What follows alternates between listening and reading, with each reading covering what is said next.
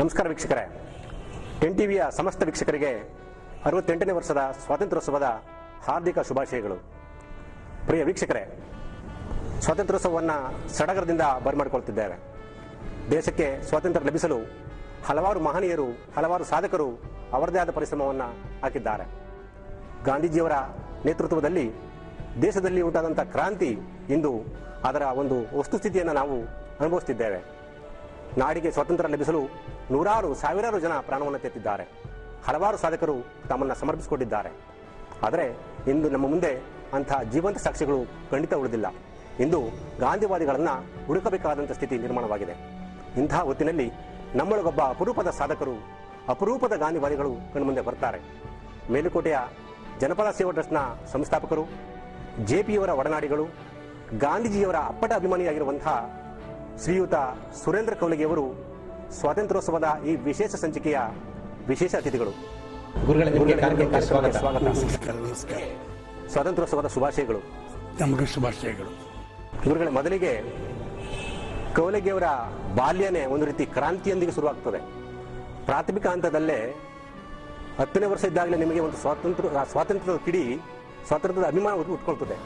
ಈ ಥರದ ಆರಂಭದಲ್ಲೇ ಈ ರೀತಿಯ ಒಂದು ಕಿಚ್ಚು ಬರೋದಕ್ಕೆ ಕಾರಣ ಏನು? ನಾನು 1934ರಲ್ಲಿ ಹುಟ್ಟಿದ್ದು. ಸೊ 9-10 ವರ್ಷದ ಒಳಗೆ ದೇಶದಲ್ಲಿ ಗಾಂಧೀಜಿಯವರ ನೇತೃತ್ವದಲ್ಲಿ ಬಹಳ ದೊಡ್ಡ ಚಳವಳಿ ದೇಶದಾದ್ಯಂತ ನಡೀತಾ ಇತ್ತು. ಅದನ್ನ ಭಾರತ ಬಿಟ್ಟು ತೊಲಗಿ ಅಂತ ಆಂದೋಲನ ಅಂತ ಕರಿತಾ ಇದ್ರು, ಅಥವಾ ಚಲೇ ಜಾವ್ ಅಥವಾ ಕ್ವಿಟ್ ಇಂಡಿಯಾ ಅಂತ ಚಳುವಳಿಯನ್ನು ಕರಿತಾ ಇದ್ರು. ಆ ಚಳುವಳಿ ಉತ್ತರ ಕರ್ನಾಟಕದ ಭಾಗದಲ್ಲಿ ಯಾವುದು ನೇರವಾಗಿ ಇಂಗ್ಲಿಷರ ಆಡಳಿತಕ್ಕೆ ಒಳಪಟ್ಟಿತ್ತೋ ಆ ಪ್ರದೇಶ ಬಹಳ ತೀವ್ರವಾಗಿ ಸ್ವಾತಂತ್ರ್ಯ ಚಳುವಳಿಯನ್ನ ನಡೆಸ್ತಾ ಇತ್ತು. ಅಂಥ ಒಂದು ಸನ್ನಿವೇಶದಲ್ಲಿ ನನ್ನ ಬಾಲ್ಯ ಇತ್ತು ಮತ್ತು ಆ ವಾತಾವರಣದಲ್ಲಿ ನಾನು ಬೆಳೀತಾ ಬಂದೆ. ಆ ಚಳುವಳಿಯನ್ನ ನಾನು ಕಣ್ಣಾರೆ ಕಂಡಿದ್ದೇನೆ. ನಾನು ಆ ಸಮಯದಲ್ಲಿ ಬೆಳಗಾವಿ ಅನ್ನೋ ಒಂದು ಊರಿನಲ್ಲಿ ಇದ್ದೆ. ಬೆಳಗಾವಿ ಮುಂಬಯಿಯ ಪ್ರೆಸಿಡೆನ್ಸಿಯಲ್ಲಿ ಇದ್ದಂಥ ಒಂದು ಊರು. ಅಲ್ಲಿ ಸ್ವಾತಂತ್ರ್ಯ ಚಳುವಳಿಯ ಕಾವು ಬಹಳ ಆಗಿತ್ತು. ಅಲ್ಲಿ ದಿನಾಲೂ ಬೆಳಗಾದರೆ ಲಾಠಿ ಚಾರ್ಜು, ಗೋಳಿಬಾರು ಇತ್ಯಾದಿ ನಡೀತಾ ಇರ್ತಿದ್ವು. ಮೆರವಣಿಗೆಗಳು ನಡೀತಾ ಇರ್ತಿತ್ತು. ಆ ಪ್ರದೇಶದಲ್ಲಿ ದೇಶದ ಅನೇಕ ರಾಷ್ಟ್ರ ನಾಯಕರು ಬಂದು ಅಲ್ಲಿ ಭಾಷಣ ಮಾಡ್ತಾ ಇದ್ರು. ಆದ್ದರಿಂದ ಆ ಒಂದು ವಾತಾವರಣದಲ್ಲಿ ನಾನು ಬೆಳೆದ್ರಿಂದ ನನಗೆ ಒಂದು ದೇಶಾಭಿಮಾನದ ಒಂದು ಭಾವನೆ ಚಿಕ್ಕಂದಿನಿಂದಲೇ ಬೆಳೆದು ಬಂತು. ಆಮೇಲೆ ಗಾಂಧೀಜಿಯವರ ವಿಚಾರದಿಂದ ನಾನು ಪ್ರಭಾವಿತನಾಗಿದ್ದೆ. ಆಮೇಲೆ ಅದರ ವಿಚಾರ ತಿಳ್ಕೊಂಡು ಬರ್ತಾ ಹೋದೆ. ಕೊನೆಗೆ ನನ್ನ ಜೀವನವನ್ನೇ ನಾನು ಗಾಂಧೀಜಿಯವರ ವಿಚಾರಕ್ಕೆ ಮತ್ತು ಅವರು ಹೇಳಿದಂಥ ವಿಚಾರಕ್ಕೆ ಅನುಗುಣವಾಗಿ ಒಂದು ಸಮಾಜದ ರಚನೆಗಾಗಿ ಕೆಲಸ ಮಾಡುವಂಥ ಒಂದು ಸಂಕಲ್ಪವನ್ನು ನಾನು ಮಾಡಿದೆ. ಬಾಲ್ಯದ ವ್ಯವಸ್ಥೆ ಅಂದರೆ ಓದುವಂಥ ಸಮಯ. ಆ ಸಂದರ್ಭದಲ್ಲೇ ಹೋರಾಟದ ಕಿಚ್ಚು ಬರಬೇಕಾದ್ರೆ ತಂದೆ ತಾಯಿಗಳ ಸಪೋರ್ಟ್ ಹೇಗಿತ್ತು ಅಂತ? ತಂದೆ ತಾಯಿಗಳ ಸಪೋರ್ಟ್ ಅಂತಂದ್ರೆ, ನಮ್ಮ ತಂದೆಯವರು ಸರ್ಕಾರಿ ನೌಕರರಾಗಿದ್ದರೂ ಸಹ ಅವರು ಆಂತರ್ಯವಾಗಿ ದೇಶಾಭಿಮಾನಿಯೇ ಆಗಿದ್ದರು. ಆವಾಗಿನ ಪತ್ರಿಕೆಗಳಲ್ಲಿ ಗಾಂಧೀಜಿಯವರ ವಿಷಯ ಬಂದಾಗ, ಚಿತ್ರಗಳು ಬಂದಾಗ ಅವರನ್ನು ನಾನು ಕೇಳಿದಾಗ ನಮ್ಮ ತಂದೆಯವರು ನನಗೆ ಯಾವ ಸಂದರ್ಭದಲ್ಲಿ ಯಾವ ಸಮಾಚಾರ ಬಂದಿದೆ, ಗಾಂಧೀಜಿಯವರ ಚಿತ್ರ ಬಂದಿದೆ, ಮೌಂಟ್ ಬ್ಯಾಟನ್ ಚಿತ್ರ ಬಂದಿದೆ, ಅದನ್ನೆಲ್ಲ ನನಗೆ ವಿವರವಾಗಿ ಹೇಳ್ತಾ ಇದ್ರು. ಅದರಿಂದ ನನಗೆ ಸ್ವಲ್ಪ ಆವಾಗಿನ ಕಾಲದ ಒಂದು ಸ್ವಾತಂತ್ರ್ಯ ಚಳುವಳಿಯ ವಿವಿಧ ಘಟ್ಟಗಳು ನನಗೆ ಪರಿಚಯವಾಗ್ತಾ ಬಂತು. ಅದರ ಜೊತೆಗೆ ನಮ್ಮ ತಾಯಿಯವರು ಮನೆಯೊಳಗೆ ಒಂದು ಚರಕವನ್ನು ಇಟ್ಕೊಂಡು ಅವರು ದಾರ ತೆಗಿತಾ ಇದ್ರು. ಅದನ್ನು ಕೂಡ ನಾನು ನೋಡ್ತಾ ಇದ್ದೆ. ನನಗೆ ಆವಾಗ ಚರಕದ ಪೂರ್ಣ ಕಲ್ಪನೆ ಇರಲಿಲ್ಲ. ಆದರೆ ನಮ್ಮ ತಾಯಿಯವರು ಚರಕದ ಮೇಲೆ ದಾರ ತೆಗಿತಾ ಇದ್ದಿದ್ದು, ಕಷ್ಟಪಟ್ಟು ಅದನ್ನು ತೆಗೆದುಬಿಟ್ಟು ಪಕ್ಕದಲ್ಲಿರುವಂಥ ಖಾದಿ ಭಂಡಾರಕ್ಕೆ ಅದನ್ನು ಕೊಟ್ಟು ಬರುವಂಥದ್ದು, ಇದೆಲ್ಲ ನೋಡ್ತಾ ಇದ್ದೆ. ಅದು ಕೂಡ ನನಗೆ ಮನಸ್ಸಿನ ಮೇಲೆ ಒಂದು ರೀತಿಯ ಪ್ರಭಾವವನ್ನು ಬೀರ್ತು. ಕಾಂಗ್ರೆಸ್ ಸೇವಾ ದಳವನ್ನು ಸೇರ್ಪಡೆ ಆಗ್ತೀರಿ ಅಂದ್ರೆ ಆ ಕಾಲಕ್ಕೆ ಅದು ರಾಜಕೀಯ ಪಕ್ಷ ಆಗಿರಲಿಲ್ಲ. ಕಾಂಗ್ರೆಸ್ ಸೇವಾ ದಳ ಅನ್ನುವಂಥದ್ದು ಒಂದು ರಚನಾತ್ಮಕವಾದ ಸಂಘಟನೆ ಆಗಿತ್ತು. ಆ ಸಂದರ್ಭದಲ್ಲಿ ಸೇರೋದಕ್ಕೆ ಸಾಕಷ್ಟು ನಾಯಕರುಗಳು ಕೂಡ ಅದರ ಒಂದು ಒಡನಾಟವನ್ನು ಇಟ್ಕೊಂಡಿದ್ರು. ನಿಮಗೆ ಕಾಂಗ್ರೆಸ್ ಸೇವಾ ದಳವನ್ನು ಸೇರಬೇಕು ಅನ್ನುವಂಥ ಇಚ್ಛೆ ಬಂದಿದ್ದೆ ಯಾಕೆ? ಆವಾಗ ಚಳುವಳಿ ಉಗ್ರವಾಗಿದ್ದರಿಂದ ಅನೇಕ ಕಡೆಗೆ ರಾಷ್ಟ್ರೀಯ ಸೇವಾದಳದ ಶಾಖೆಗಳು ನಡೀತಾ ಇದ್ದು. ಸಾಮಾನ್ಯವಾಗಿ ಮಕ್ಕಳನ್ನ, ಯುವಕರನ್ನ ಆಕರ್ಷಿಸಬೇಕು ಅನ್ನೋ ಉದ್ದೇಶದಿಂದ ಈ ಸೇವಾದಳಗಳೆಲ್ಲ ಪ್ರಾರಂಭವಾದವು. ಇಡೀ ದೇಶದಾದ್ಯಂತ ಸೇವಾದಳಗಳು ಪ್ರಾರಂಭವಾದವು. ಒಂದು ಯಾವ ಸೇವಾದಳಗಳಿದ್ವೋ ಪ್ರತಿಯೊಂದು ಸೇವಾದಳಕ್ಕೂ ಒಂದೊಬ್ಬ ರಾಷ್ಟ್ರ ನಾಯಕರ ಹೆಸರಿರ್ತಿತ್ತು. ಉದಾಹರಣೆಗೆ ಮಹಾತ್ಮ ಗಾಂಧಿ ಶಾಖೆ, ಪಂಡಿತ್ ಜವಾಹರ್ಲಾಲ್ ನೆಹರು ಶಾಖೆ, ಹರ್ಡಿಕರ್ ಶಾಖೆ, ಕಸ್ತೂರ್ಬಾ ಶಾಖೆ, ಹೀಗೆ ಒಬ್ಬೊಬ್ಬ ರಾಷ್ಟ್ರ ನಾಯಕರ ಶಾಖೆಗಳು ಹೆಸರಿನಲ್ಲಿ ಸೇವಾದಳ ನಡೀತಾ ಇತ್ತು. ಅವಾಗ ಯುವಕರು, ಹುಡುಗರು ಎಲ್ಲರೂ ಕೂಡ ಆ ಶಾಖೆಗಳಿಗೆ ಹೋಗಿ ಆಟವನ್ನು ಆಡೋದು, ರಾಷ್ಟ್ರ ಗೀತೆಗಳನ್ನು ಹೇಳೋದು, ರಾಷ್ಟ್ರೀಯ ವಿಚಾರಗಳನ್ನು ತಿಳ್ಕೊಳ್ಳೋದು, ಮತ್ತು ಆ ಪ್ರದೇಶದಲ್ಲಿ ಯಾರಾದರೂ ರಾಷ್ಟ್ರೀಯ ನಾಯಕರು ಬಂದರೆ ಅವರ ಸೇವೆಯನ್ನು ಮಾಡೋದು, ಮೆರವಣಿಗೆಯಲ್ಲಿ ಹೋಗೋದು, ಸಾರ್ವಜನಿಕ ಸಭೆ ಇದ್ದರೆ ಅದು ಅದರ ಬಗ್ಗೆ ಪ್ರಚಾರ ಮಾಡುವುದು, ಇಂಥ ಕೆಲಸಗಳನ್ನೆಲ್ಲ ಆ ಶಾಖೆಗಳ ಮೂಲಕ ನಡೀತಾ ಇತ್ತು. ಹೀಗಾಗಿ ನಾನು ಕೂಡ ಅಂತ ಒಂದು ಶಾಖೆಗೆ ಸೇರಿಕೊಂಡು ನಾನು ಸೇವಾದಳದ ಒಬ್ಬ ಕಾರ್ಯಕರ್ತನಾದೆ. 1954ರ ಘಟ್ಟ ಅದೊಂದು ನಿಮ್ಮ ಜೀವನದಲ್ಲಿ ಒಂದು ರೀತಿ ಟರ್ನ್ ಪಾಯಿಂಟ್ ಅಂತಂದ್ರೆ ಕರಿಬಹುದು. ಜಯಪ್ರಕಾಶ್ ನಾರಾಯಣರವರ ಒಡನಾಟವನ್ನು ಪಡೆದುಕೊಂಡಂಥ ಸಂದರ್ಭ. ಅಂತಹ ಮಹಾನ್ ಭಾವರ ಒಂದು ಸಂಪರ್ಕ ಸಾಧಿಸೋದಕ್ಕೆ ಹೇಗೆ ಲಿಂಕ್ ಸಿಕ್ತು ನಿಮಗೆ ಅಂತ? ಅದೇ ಈ ಒಂದು ರಾಷ್ಟ್ರೀಯ ಭಾವನೆ ಇದ್ದೇ ಇತ್ತು. ಮತ್ತು ಜಯಪ್ರಕಾಶ್ ನಾರಾಯಣರು ಎಲ್ಲರಿಗೂ ಗೊತ್ತಿರೋ ಹಾಗೆ ಒಬ್ಬ ದೊಡ್ಡ ಸ್ವಾತಂತ್ರ್ಯ ಹೋರಾಟಗಾರರು. ಅವರು ಅವ್ರ ತಲೆ ಮೇಲೆ ಹಿಡಿದುಕೊಟ್ಟವರಿಗೆ ಇಂತಿಷ್ಟು ಅಂತ ಬಹುಮಾನ ಕೂಡ ಇತ್ತು. ಅವರು ಬಿಹಾರದ ಹಜಾರಿಬಾಗ್ ಜೈಲಿನಲ್ಲಿ ಅವ್ರನ್ನ ಹಿಡಿದಿಟ್ಟಿದ್ರು. ಹಜಾರಿಬಾಗ್ ಜೈಲಿನಿಂದ ಅವರು ಹಾರಿ ಬಿಟ್ಟು ಚಳವಳಿ ನಡೆಸಿದರು. ಅದೆಲ್ಲ ಜನಕ್ಕೆಲ್ಲ ಗೊತ್ತಿತ್ತು. ಅವರೊಬ್ಬ ದೊಡ್ಡ ರಾಷ್ಟ್ರ ನಾಯಕರಾಗಿದ್ದರು. ನನಗೆ ಬಾಂಬೆಯಲ್ಲಿದ್ದಾಗ ಅಕಸ್ಮಾತಾಗಿ ಒಂದು ಇದು ನೇಚರ್ ಕ್ಯೂರ್ ಸೆಂಟರ್, ಪ್ರಾಕೃತಿಕ ಚಿಕಿತ್ಸಾ ಕೇಂದ್ರದಲ್ಲಿ ನಾನು ಕೆಲಸ ಮಾಡಿಕೊಂಡಿದ್ದಾಗ ಅಲ್ಲಿಗೆ ಜಯಪ್ರಕಾಶ್ ನಾರಾಯಣರು ಬಂದಿದ್ರು. ಆ ಪ್ರಾಕೃತಿಕ ಚಿಕಿತ್ಸಾ ಕೇಂದ್ರವನ್ನ ನಡೆಸುವಂತ ಏನು ವೈದ್ಯರಿದ್ರು, ಡಾಕ್ಟರ್ ದಿಲ್ಶಾ ಕೆ ಮೆಹ್ತಾ, ಅವರೇ ಸ್ವತಃ ಒಬ್ಬ ರಾಷ್ಟ್ರೀಯವಾದಿಯಾಗಿದ್ರು. ಮಹಾತ್ಮ ಗಾಂಧೀಜಿಯವರು ಉಪವಾಸ ಮಾಡಿದಾಗಲೆಲ್ಲ ಡಾಕ್ಟರ್ ಮೆಹ್ತಾರವರು ಪ್ರಾಕೃತಿಕ ಚಿಕಿತ್ಸಕರಾಗಿದ್ದರಿಂದ ಅವರು ಗಾಂಧೀಜಿಯವರಿಗೆ ಉಪವಾಸದ ವಿಷಯದಲ್ಲಿ ಸ್ವಲ್ಪ ಮಾರ್ಗದರ್ಶನ ಮಾಡ್ತಾ ಇದ್ರು, ಅವರಿಗೆ ಸಹಾಯ ಮಾಡ್ತಾ ಇದ್ರು. ಅಲ್ಲಿ ಜಯಪ್ರಕಾಶ್ ನಾರಾಯಣರು ಅವರು ಸಮಾಜವಾದಿ ಪಕ್ಷ ಬಿಟ್ಟು ಸಂಪೂರ್ಣವಾಗಿ ಗಾಂಧೀಜಿಯವರ, ಆಚಾರ್ಯ ವಿನೋಬಾ ಭಾವೆಯವರ ಸರ್ವೋದಯ ಕಾರ್ಯಕ್ರಮಕ್ಕೆ ತಮ್ಮ ಜೀವನ ದಾನವನ್ನ ಕೊಟ್ಟರು. ಆ ಕೊಟ್ಟಂತ ಸಂದರ್ಭದಲ್ಲಿ ಅವರು ಈ ಪ್ರಾಕೃತಿಕ ಚಿಕಿತ್ಸಾ ಕೇಂದ್ರಕ್ಕೆ ಬಂದರು. ನಾನು ಅಲ್ಲಿದ್ದೆ. ಆದ್ದರಿಂದ ನನಗೆ ಬಹಳ ಒಂದು ಖುಷಿ ಆಯಿತು. ನಾನು ಅವ್ರ ಜೊತೆಗೆ ಸೇರಿಕೊಳ್ಳುವಂತ ಒಂದು ಅವಕಾಶ ನನಗೆ ದೊರೆಯಿತು. ಮುಖ್ಯವಾಗಿ ನಿಮ್ಮ ಒಡನಾಟ, ನಿಮ್ಮ ಕ್ರಿಯಾಶೀಲ ನಡವಳಿಕೆಯನ್ನು ಗಮನಿಸಿದಂಥ JP ಅವರು ನಿಮ್ಮನ್ನ ಪರ್ಸನಲ್ ಸೆಕ್ರೆಟರಿ ಮಾಡ್ಕೊಳ್ತಾರೆ ಅನ್ನುವಂಥ ವಿಚಾರ, ಅವರ ಜೊತೆಗೆ ನಿಮ್ಮನ್ನು ಸಹಾಯಕರಾಗಿ ತೆಗೆದುಕೊಳ್ತಾರೆ ಅಂತ ಅಂದ್ರೆ ಅವರ ಜೀವನದ ಆಗುಹೋಗುಗಳು, ವಿಚಾರಗಳಲ್ಲಿ ನಿಮ್ಮನ್ನು ತೊಡಗಿಸ್ಕೊಳ್ತಾರೆ ಅನ್ನುವಂಥದ್ದು. ಅಷ್ಟೊಂದು ನಂಬಿಕೆ ಮತ್ತು ವಿಶ್ವಾಸ ಹೇಗೆ ಸಾಧ್ಯ ಆಯಿತು ಅಂತ ಮಹಾನುಭಾವರ ಒಡನಾಟ ಬಳಸ್ಕೊಳ್ಳೋದಕ್ಕೆ? ಅದು ಏನು ಅಂದ್ರೆ ವೈಚಾರಿಕ ಬದ್ಧತೆ.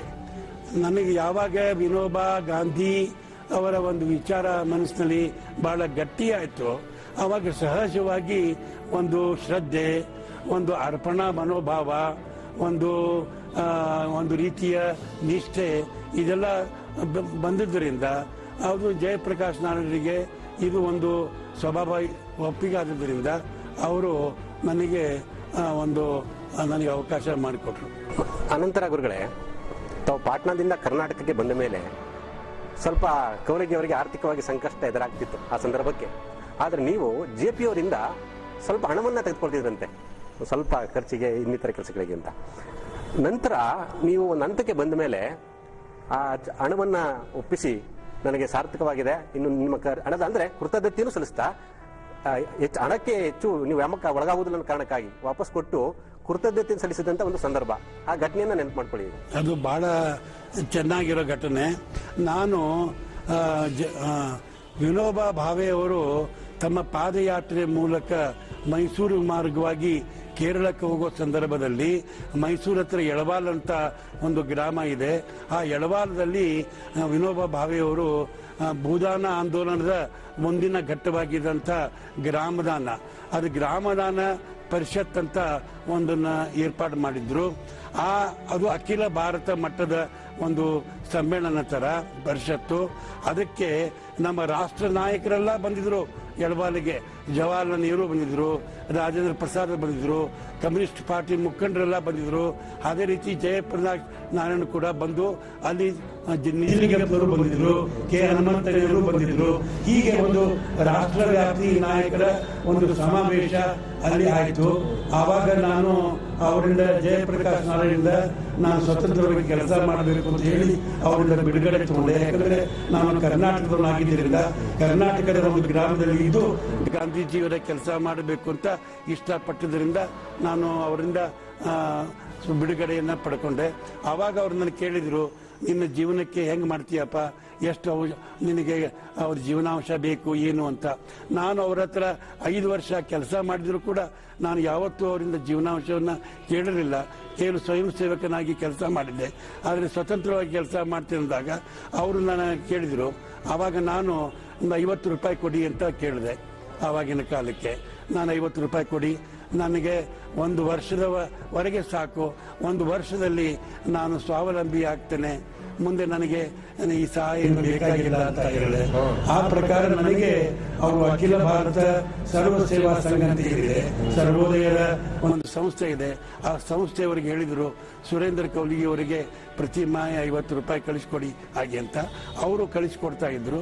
ಆ ಪ್ರಕಾರ ನಾನು 1 ವರ್ಷ ಕಾಲ ತಗೊಂಡು ಆಮೇಲೆ ನಾನು ಜನಪದ ಸೇವಾ ಟ್ರಸ್ಟ್ ಅನ್ನ ಕಟ್ಟಿದೆ. ಆಮೇಲೆ ಸಂಸ್ಥೆಯ ಮೂಲಕ ನನ್ನ ಜೀವನವನ್ನು ನಾನು ನಡೆಸ್ಕೊಂಡು ಹೋಗಿ ಶುರು ಮಾಡಿದೆ. ಆಮೇಲೆ ನಾನು ಏನು 50 ರೂಪಾಯಿ ಸಹಾಯಧನ ನನಗೆ ಬರ್ತಾ ಇತ್ತು, ಅದನ್ನು ನಾನು ನಿಲ್ಲಿಸಿಬಿಟ್ಟೆ. ನಾವು JP ಮೂವ್ಮೆಂಟ್ ಅಂತ ಕೇಳಿದ್ದೇವೆ ಗುರುಗಳೇ, ನಾವು ನೋಡೋಕೆ ಸಾಧ್ಯ ಆಗಲಿಲ್ಲ, ನಾವು ಚಿಕ್ಕವರು. JP ಮೂವ್ಮೆಂಟ್ ಸಂದರ್ಭದಲ್ಲಿ ಅಂದರೆ JP ಅವರು ಸ್ವಾತಂತ್ರ್ಯ ಸಂಗ್ರಾಮದ ಚಳವಳಿಯಲ್ಲಿ ಪಾಲ್ಗೊಂಡಿದ್ದಂಥ ನೆನಪು, ಗಾಂಧೀಜಿಯವರ ಒಡನಾಟ ನಿಮಗೆ ತಿಳಿದ ಹಾಗೆ ಸ್ವಲ್ಪ ವಿವರಣೆ ಮಾಡಿ ಆ ಬಗ್ಗೆ ಹೇಳಿ. JP ಅವರು ಗಾಂಧೀಜಿಯವರ ಜೊತೆ ಗುರುತಿಸಿಕೊಂಡಿದ್ದಂಥ ಸಂದರ್ಭಗಳು ನಿಮ್ಮ ಜೊತೆ ಏನಾದರೂ ಶೇರ್ ಮಾಡ್ಕೊಂಡಿದ್ದು ಆ ಥರದ ವಿಚಾರಗಳಿದ್ರೆ? ಇದು ಒಂದು ಆಗಿದೆ. ನಾನು JP ಜೊತೆಗೆ ಬಂದಿದ್ದಾಗ ಆವಾಗಿನ ಏನು ಒಂದು ರಾಜಕೀಯ ಬೆಳವಣಿಗೆಗಳಾಯಿತು, ಅದ್ರ ಜೊತೆಗೆ ನನಗೆ ಹೆಚ್ಚಿಗೆ ಸಂಪರ್ಕ ಬಂತು ಜಯಪ್ರಕಾಶರ ಮೂಲಕ. ಅದರಲ್ಲಿ ಮುಖ್ಯವಾಗಿ ಆದದ್ದೇನು ಅಂದರೆ ಟಿಬೆಟ್ ಅನ್ನ ಚೀನಾದವರು ಆಕ್ರಮಿಸಿಕೊಂಡ್ರು. ಅದು ಬಹಳ ದೊಡ್ಡ ಘಟನೆ ಆ ಟೈಮ್ನಲ್ಲಿ ಆದದ್ದು.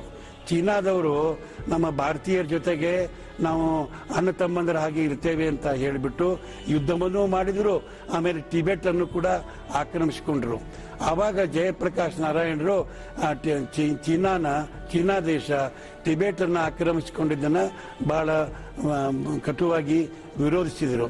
ಆಮೇಲೆ ದಲೈ ಲಾಮಾ ಅವರು ಟಿಬೆಟ್ನಿಂದ ತಪ್ಪಿಸಿಕೊಂಡು ಅವರು ಭಾರತಕ್ಕೆ ಬಂದು ಹಿಮಾಲಯದಲ್ಲಿ ಧರ್ಮಸ್ಥಳ ಅಂತ ಏನಿದೆ ಅಲ್ಲಿದ್ರು.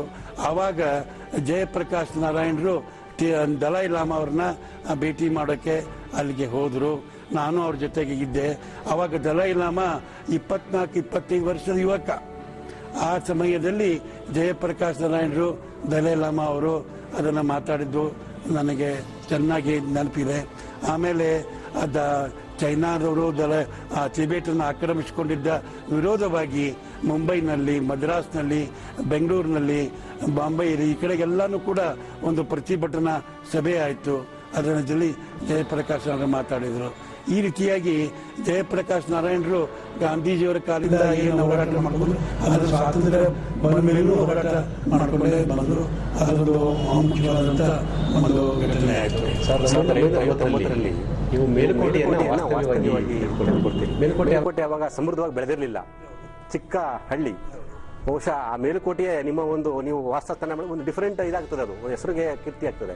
ಮೇಲುಕೋಟೆಯಲ್ಲಿ ಆ ಕ್ಷೇತ್ರವನ್ನು ಆಯ್ಕೆ ಮಾಡ್ಕೊಳ್ಳೋದಕ್ಕೆ ಕಾರಣ ಏನು? ಅದು ಕಾರಣ ಇಷ್ಟ ಆಯಿತು.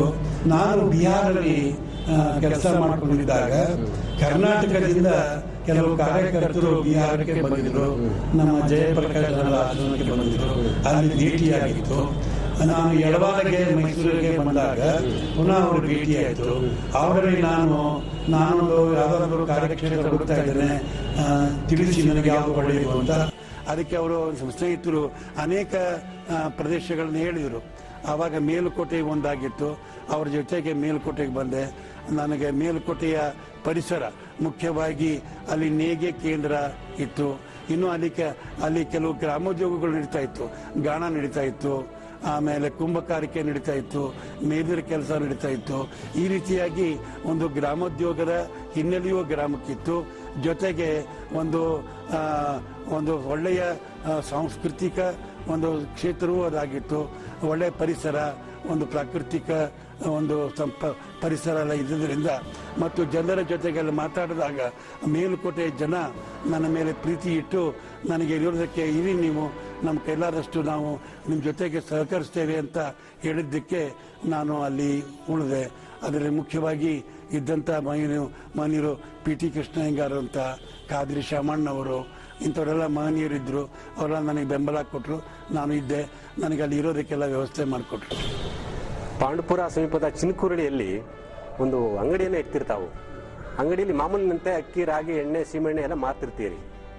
ಅಲ್ಲಿ ಜನ ಡಿಮ್ಯಾಂಡ್ ಮಾಡ್ತಾರೆ, ಪಾನ್ ಬೀಡ ಕೆಲವು ಇದಾವಲ್ಲ ಐಟಮ್ಸ್ಗಳೆಲ್ಲ, ಸಿಗರೇಟು, ಇದನ್ನೆಲ್ಲ ಮಾರಿ ತುಂಬ ಲಾಭ ಆಗುತ್ತೆ, ನೀವು ಇದ್ಯಾಗ್ತೈತೆ ಎಲ್ಲ ಇಟ್ಕೊಂಡಿದ್ದೀರಿ ಅಂತ ನೀವು ಹೇಳ್ತೀರಿ. ಗಾಂಧೀಜಿಯವರ ಆದರ್ಶದ ಆಗಲೇ ನಿಮಗೆ ಮನಸ್ಸಿಗೆ ಬಂದಿದ್ದರಿಂದ ಅದು ಎಷ್ಟು ಸಾವಿರ ನನಗೆ ಆದಾಯ ಬಂದರೂ ಕೂಡ ಬೀಡಿ ಸಿಗರೇಟನ್ನು ನಾನು ಯಾವುದೇ ಕಾರಣಕ್ಕೂ ಮಾರಲ್ಲ ಅನ್ನುವಂಥ ತಿರಸ್ಕಾರ ಭಾವನೆಯನ್ನು ತೋರಿಸ್ತೀರಿ. ಆ ಸಂದರ್ಭ ನೆನಪು ಮಾಡ್ಕೊಳ್ಳಿ ಸರ್. ಅದು ಒಂದು ನ್ಯಾಯ ಬೆಲೆ ಅಂಗಡಿ ಆಗಿತ್ತು ಮತ್ತು ಅಂಗಡಿ ಹೆಸರು ನಮ್ಮ ಅಂಗಡಿ ಅಂತ, ಹೆಸರೇ ನಮ್ಮ ಅಂಗಡಿ ಮತ್ತು ನ್ಯಾಯ ಬೆಲೆ ಅಂಗಡಿಯೂ ಆಗಿತ್ತು. ಮತ್ತು ಅಂಗಡಿ ನಡೆಸ್ತಾ ಇರೋ ಹುಡುಗ ಒಬ್ಬ ಅಂಗವಿಕಲ ಹುಡುಗ, ವಿಚಿತ್ರ. ಅವನ ಹೆಸರು ಹನುಮಂತ ಅಂತ, ಅವನ ಹೆಸರು ಹನುಮಂತ. ಆದ್ರೆ ಅವನ ಕಾಲೇ ಇಲ್ಲ, ಕಾಲಗಳ ಶಕ್ತಿನೇ ಇಲ್ಲ. ಹನುಮಂತ ಅಂತ ಒಬ್ಬ ಅಂಗವಿಕಲ ಹುಡುಗ, ಅವನು ನ್ಯಾಯ ಬೆಲೆ ಅಂಗಡಿ, ನಮ್ಮ ಅಂಗಡಿ ಅನ್ನೋ ಹೆಸರಿನ ಅಂಗಡಿಯನ್ನ ನಡೆಸ್ತಾ ಇದ್ದ. ಅಕ್ಕಪಕ್ಕದ ಹೊಸಳ್ಳಿ, ನಾರಾಯಣಪುರ, ಅದಕ್ಕೆಲ್ಲ ಅಲ್ಲಿರೋ ಜನ ಎಲ್ಲ ಅಲ್ಲಿಗೆ ಬರ್ತಾ ಇದ್ರು. ಆದ್ದರಿಂದ ನಮ್ಮ ನ್ಯಾಯ ಬೆಲೆ ಅಂಗಡಿಯಲ್ಲಿ ಅಕ್ಕಿ, ಸೀಮೆ ಎಣ್ಣೆ ಇದೆಲ್ಲ ಮಾರ್ತಾ ಇದ್ರ ಜೊತೆಗೆ ಬೇರೆ ದಿನಸಿ ಪದಾರ್ಥ ಮಾರ್ತಾ ಇದ್ವಿ. ಆದರೆ ಬೀಡಿ, ಸಿಗರೇಟು, ತಂಬಾಕು ಇಂಥದ್ದು ಯಾವುದನ್ನು ನಾವು ಮಾರ್ತಾ ಇರಲಿಲ್ಲ. ಹಳ್ಳಿ ರೈತರು ಹೇಳ್ತಾ ಇದ್ರು, ಸ್ವಾಮಿ ಅದನ್ನು ಇಡೀ ಹಾಗೆ ಅಂತ. ನಮ್ಮ ಹನುಮಂತನು ಹೇಳ್ತಾ ಇದ್ದ, ನನಗೆಲ್ಲ ದಾದಾ ಅಂತ ಕರಿತಾ ಇದ್ರು. ದಾದಾ ಅವರೆಲ್ಲ ಹಳ್ಳಿ ಜನ ಹೇಳ್ತಾ ಇದ್ದಾರೆ ಬೀಡಿ ಸಿಗರೇಟು ಇಡಿ ಅಂತ, ಇಡೋಣವೆ ಅಂತ. ನಾನು ಬೇಡಪ್ಪ, ಅದೆಲ್ಲ ಸರಿ ಇಲ್ಲ, ನಮ್ಮ ವಿಚಾರಕ್ಕೆ ಅದು ಸರಿ ಹೋಗೋದಿಲ್ಲ. ನಮ್ಮ ಕೆಲಸ ಇರೋದು ಬಿಡಿ ಸಿಗರೇಟ್ ಸೇದೋರಿಗೆ ನೀವು ಬಿಸಿಯಬೇಡಿ ಅಂತ ಹೇಳುವಂತ ಕೆಲಸ ಮಾಡೋರು ನಾವು. ಹೆಂಡ ಕುಡಿಯೋರಿಗೆ ಹೆಂಡ ಕುಡಿಬೇಡಿ ಅಂತ ಹೇಳುವಂತ ಜನ. ನಾವೇ ಹೆಂಡದ ಅಂಗಡಿನೂ ಮಾಡಿದರೆ, ಬಿಡಿ ಸಿಗರೇಟು ನಾವು ವ್ಯಾಪಾರ ಮಾಡಿದರೆ ಅವಾಗ ನಮಗೇನು ಬೆಲೆ ಬರ್ತದೆ. ಆದ್ದರಿಂದ ಎಷ್ಟೇ ಅದರಿಂದ ನಮಗೆ ನಮ್ಮ ಅಂಗಡಿಗೆ ಲಾಭ ಆದರೂ ಅದು ಬೇಡಪ್ಪ, ಇದನ್ನೇ ಇಟ್ಕೊಂಡು ನೀವು ಮಾರು ಅಂತ ಹೇಳಿ ನಾವು ಹೇಳಿದೆ. ಆ ಪ್ರಕಾರ ನಮ್ಮ ಅಂಗಡಿ ಇರುವವರೆಗೂ ಕೂಡ ಬಿಡಿ ಸಿಗರೇಟು ಮಾರುವಾಗ ಬರೋದಕ್ಕೆ ನಾವು ಹೋಗಲಿಲ್ಲ. ನಂತರ ಮೇಲುಕೋಟೆಯಲ್ಲಿ ನಿಮ್ಮ ಆತ್ಮೀಯರು, ನಿಮ್ಮ ಸ್ನೇಹಿತರ ಜೊತೆಗೂಡಿ ಜಾನಪದ ಸೇವಾ ಟ್ರಸ್ಟ್ ಅಂತ ಆವಾಗಲೇ ಕಟ್ತೀರಿ. ಇವತ್ತಿಗೂ ಮೇಲುಕೋಟೆ ಅಂತಂದ್ರೆ ಕೌಲಿಗಿಯವರ ಜಾನಪದ ಸೇವಾ ಟ್ರಸ್ಟ್ ಅಂತ ನಾಡಿನ ಬಹುತೇಕರಿಗೆ ಅರ್ಥ ಆಗ್ತದೆ. ಈ ಕಾನ್ಸೆಪ್ಟ್ ಯಾಕೆ ಬಂತು ನಿಮಗೆ? ಜನಪದ ಸೇವಾ ಟ್ರಸ್ಟ್ ಯಾಕೆ ಬಂತು ಅಂತಂದ್ರೆ, ನಮ್ದು ಗಾಂಧೀಜಿ ವಿಚಾರನೇ ತಲೆಯಲ್ಲಿ ಇದ್ದುದರಿಂದ, ಈಗ ಗಾಂಧೀಜಿಯವರ ವಿಚಾರವನ್ನ ಆಧಾರವಾಗಿಟ್ಟುಕೊಂಡು ಕೆಲಸ ಮಾಡಬೇಕು ಅಂತ ಹೊರಟೆ. ಆವಾಗ ನಮ್ಮ ಮೈಸೂರಲ್ಲಿ ಒಬ್ಬ ಗಾಂಧಿವಾದಿ ಇದ್ರು, ಪ್ರೊಫೆಸರ್ ಆಗಿದ್ರು, BR ಪ್ರಾಣೇಶ್ರಾವ್ ಅಂತ. ಅವರು ಅರ್ಥಶಾಸ್ತ್ರಜ್ಞರು. ಅವರು ಯಶೋಧರಮ್ಮ ದಾಸಪ್ಪ ಮತ್ತು ಇವ್ರ ಜೊತೆಗೆ HD ದಾಸಪ್ಪ ಅವ್ರ ಜೊತೆಗೆ ಒಡನಾಡಿಯಾಗಿದ್ರು. ನನಗೂ ಅವ್ರಿಗೂ ಸಂಪರ್ಕ ಬಂತು. ನಾವೆಲ್ಲ ಸೇರಿ ಜನಪದ ಸೇವಾ, ಅವ್ರು ಹೇಳಿದ್ರು, ನೀವು ಹೇಗೂ ಸಮಾಜ ಸೇವೆ ಮಾಡಕ್ಕೆ ಹೊರಟಿದ್ದೀರಿ, ಇದಕ್ಕೆ ನೀವು ಸುಮ್ಮನೆ ವ್ಯಕ್ತಿಗತವಾಗಿ ಮಾಡ್ಕೊಂಡಿದ್ರೆ ಅದಕ್ಕೆ ಇನ್ನೂ ಹೆಚ್ಚು ಪುಷ್ಟಿ ಬರೋದಿಲ್ಲ.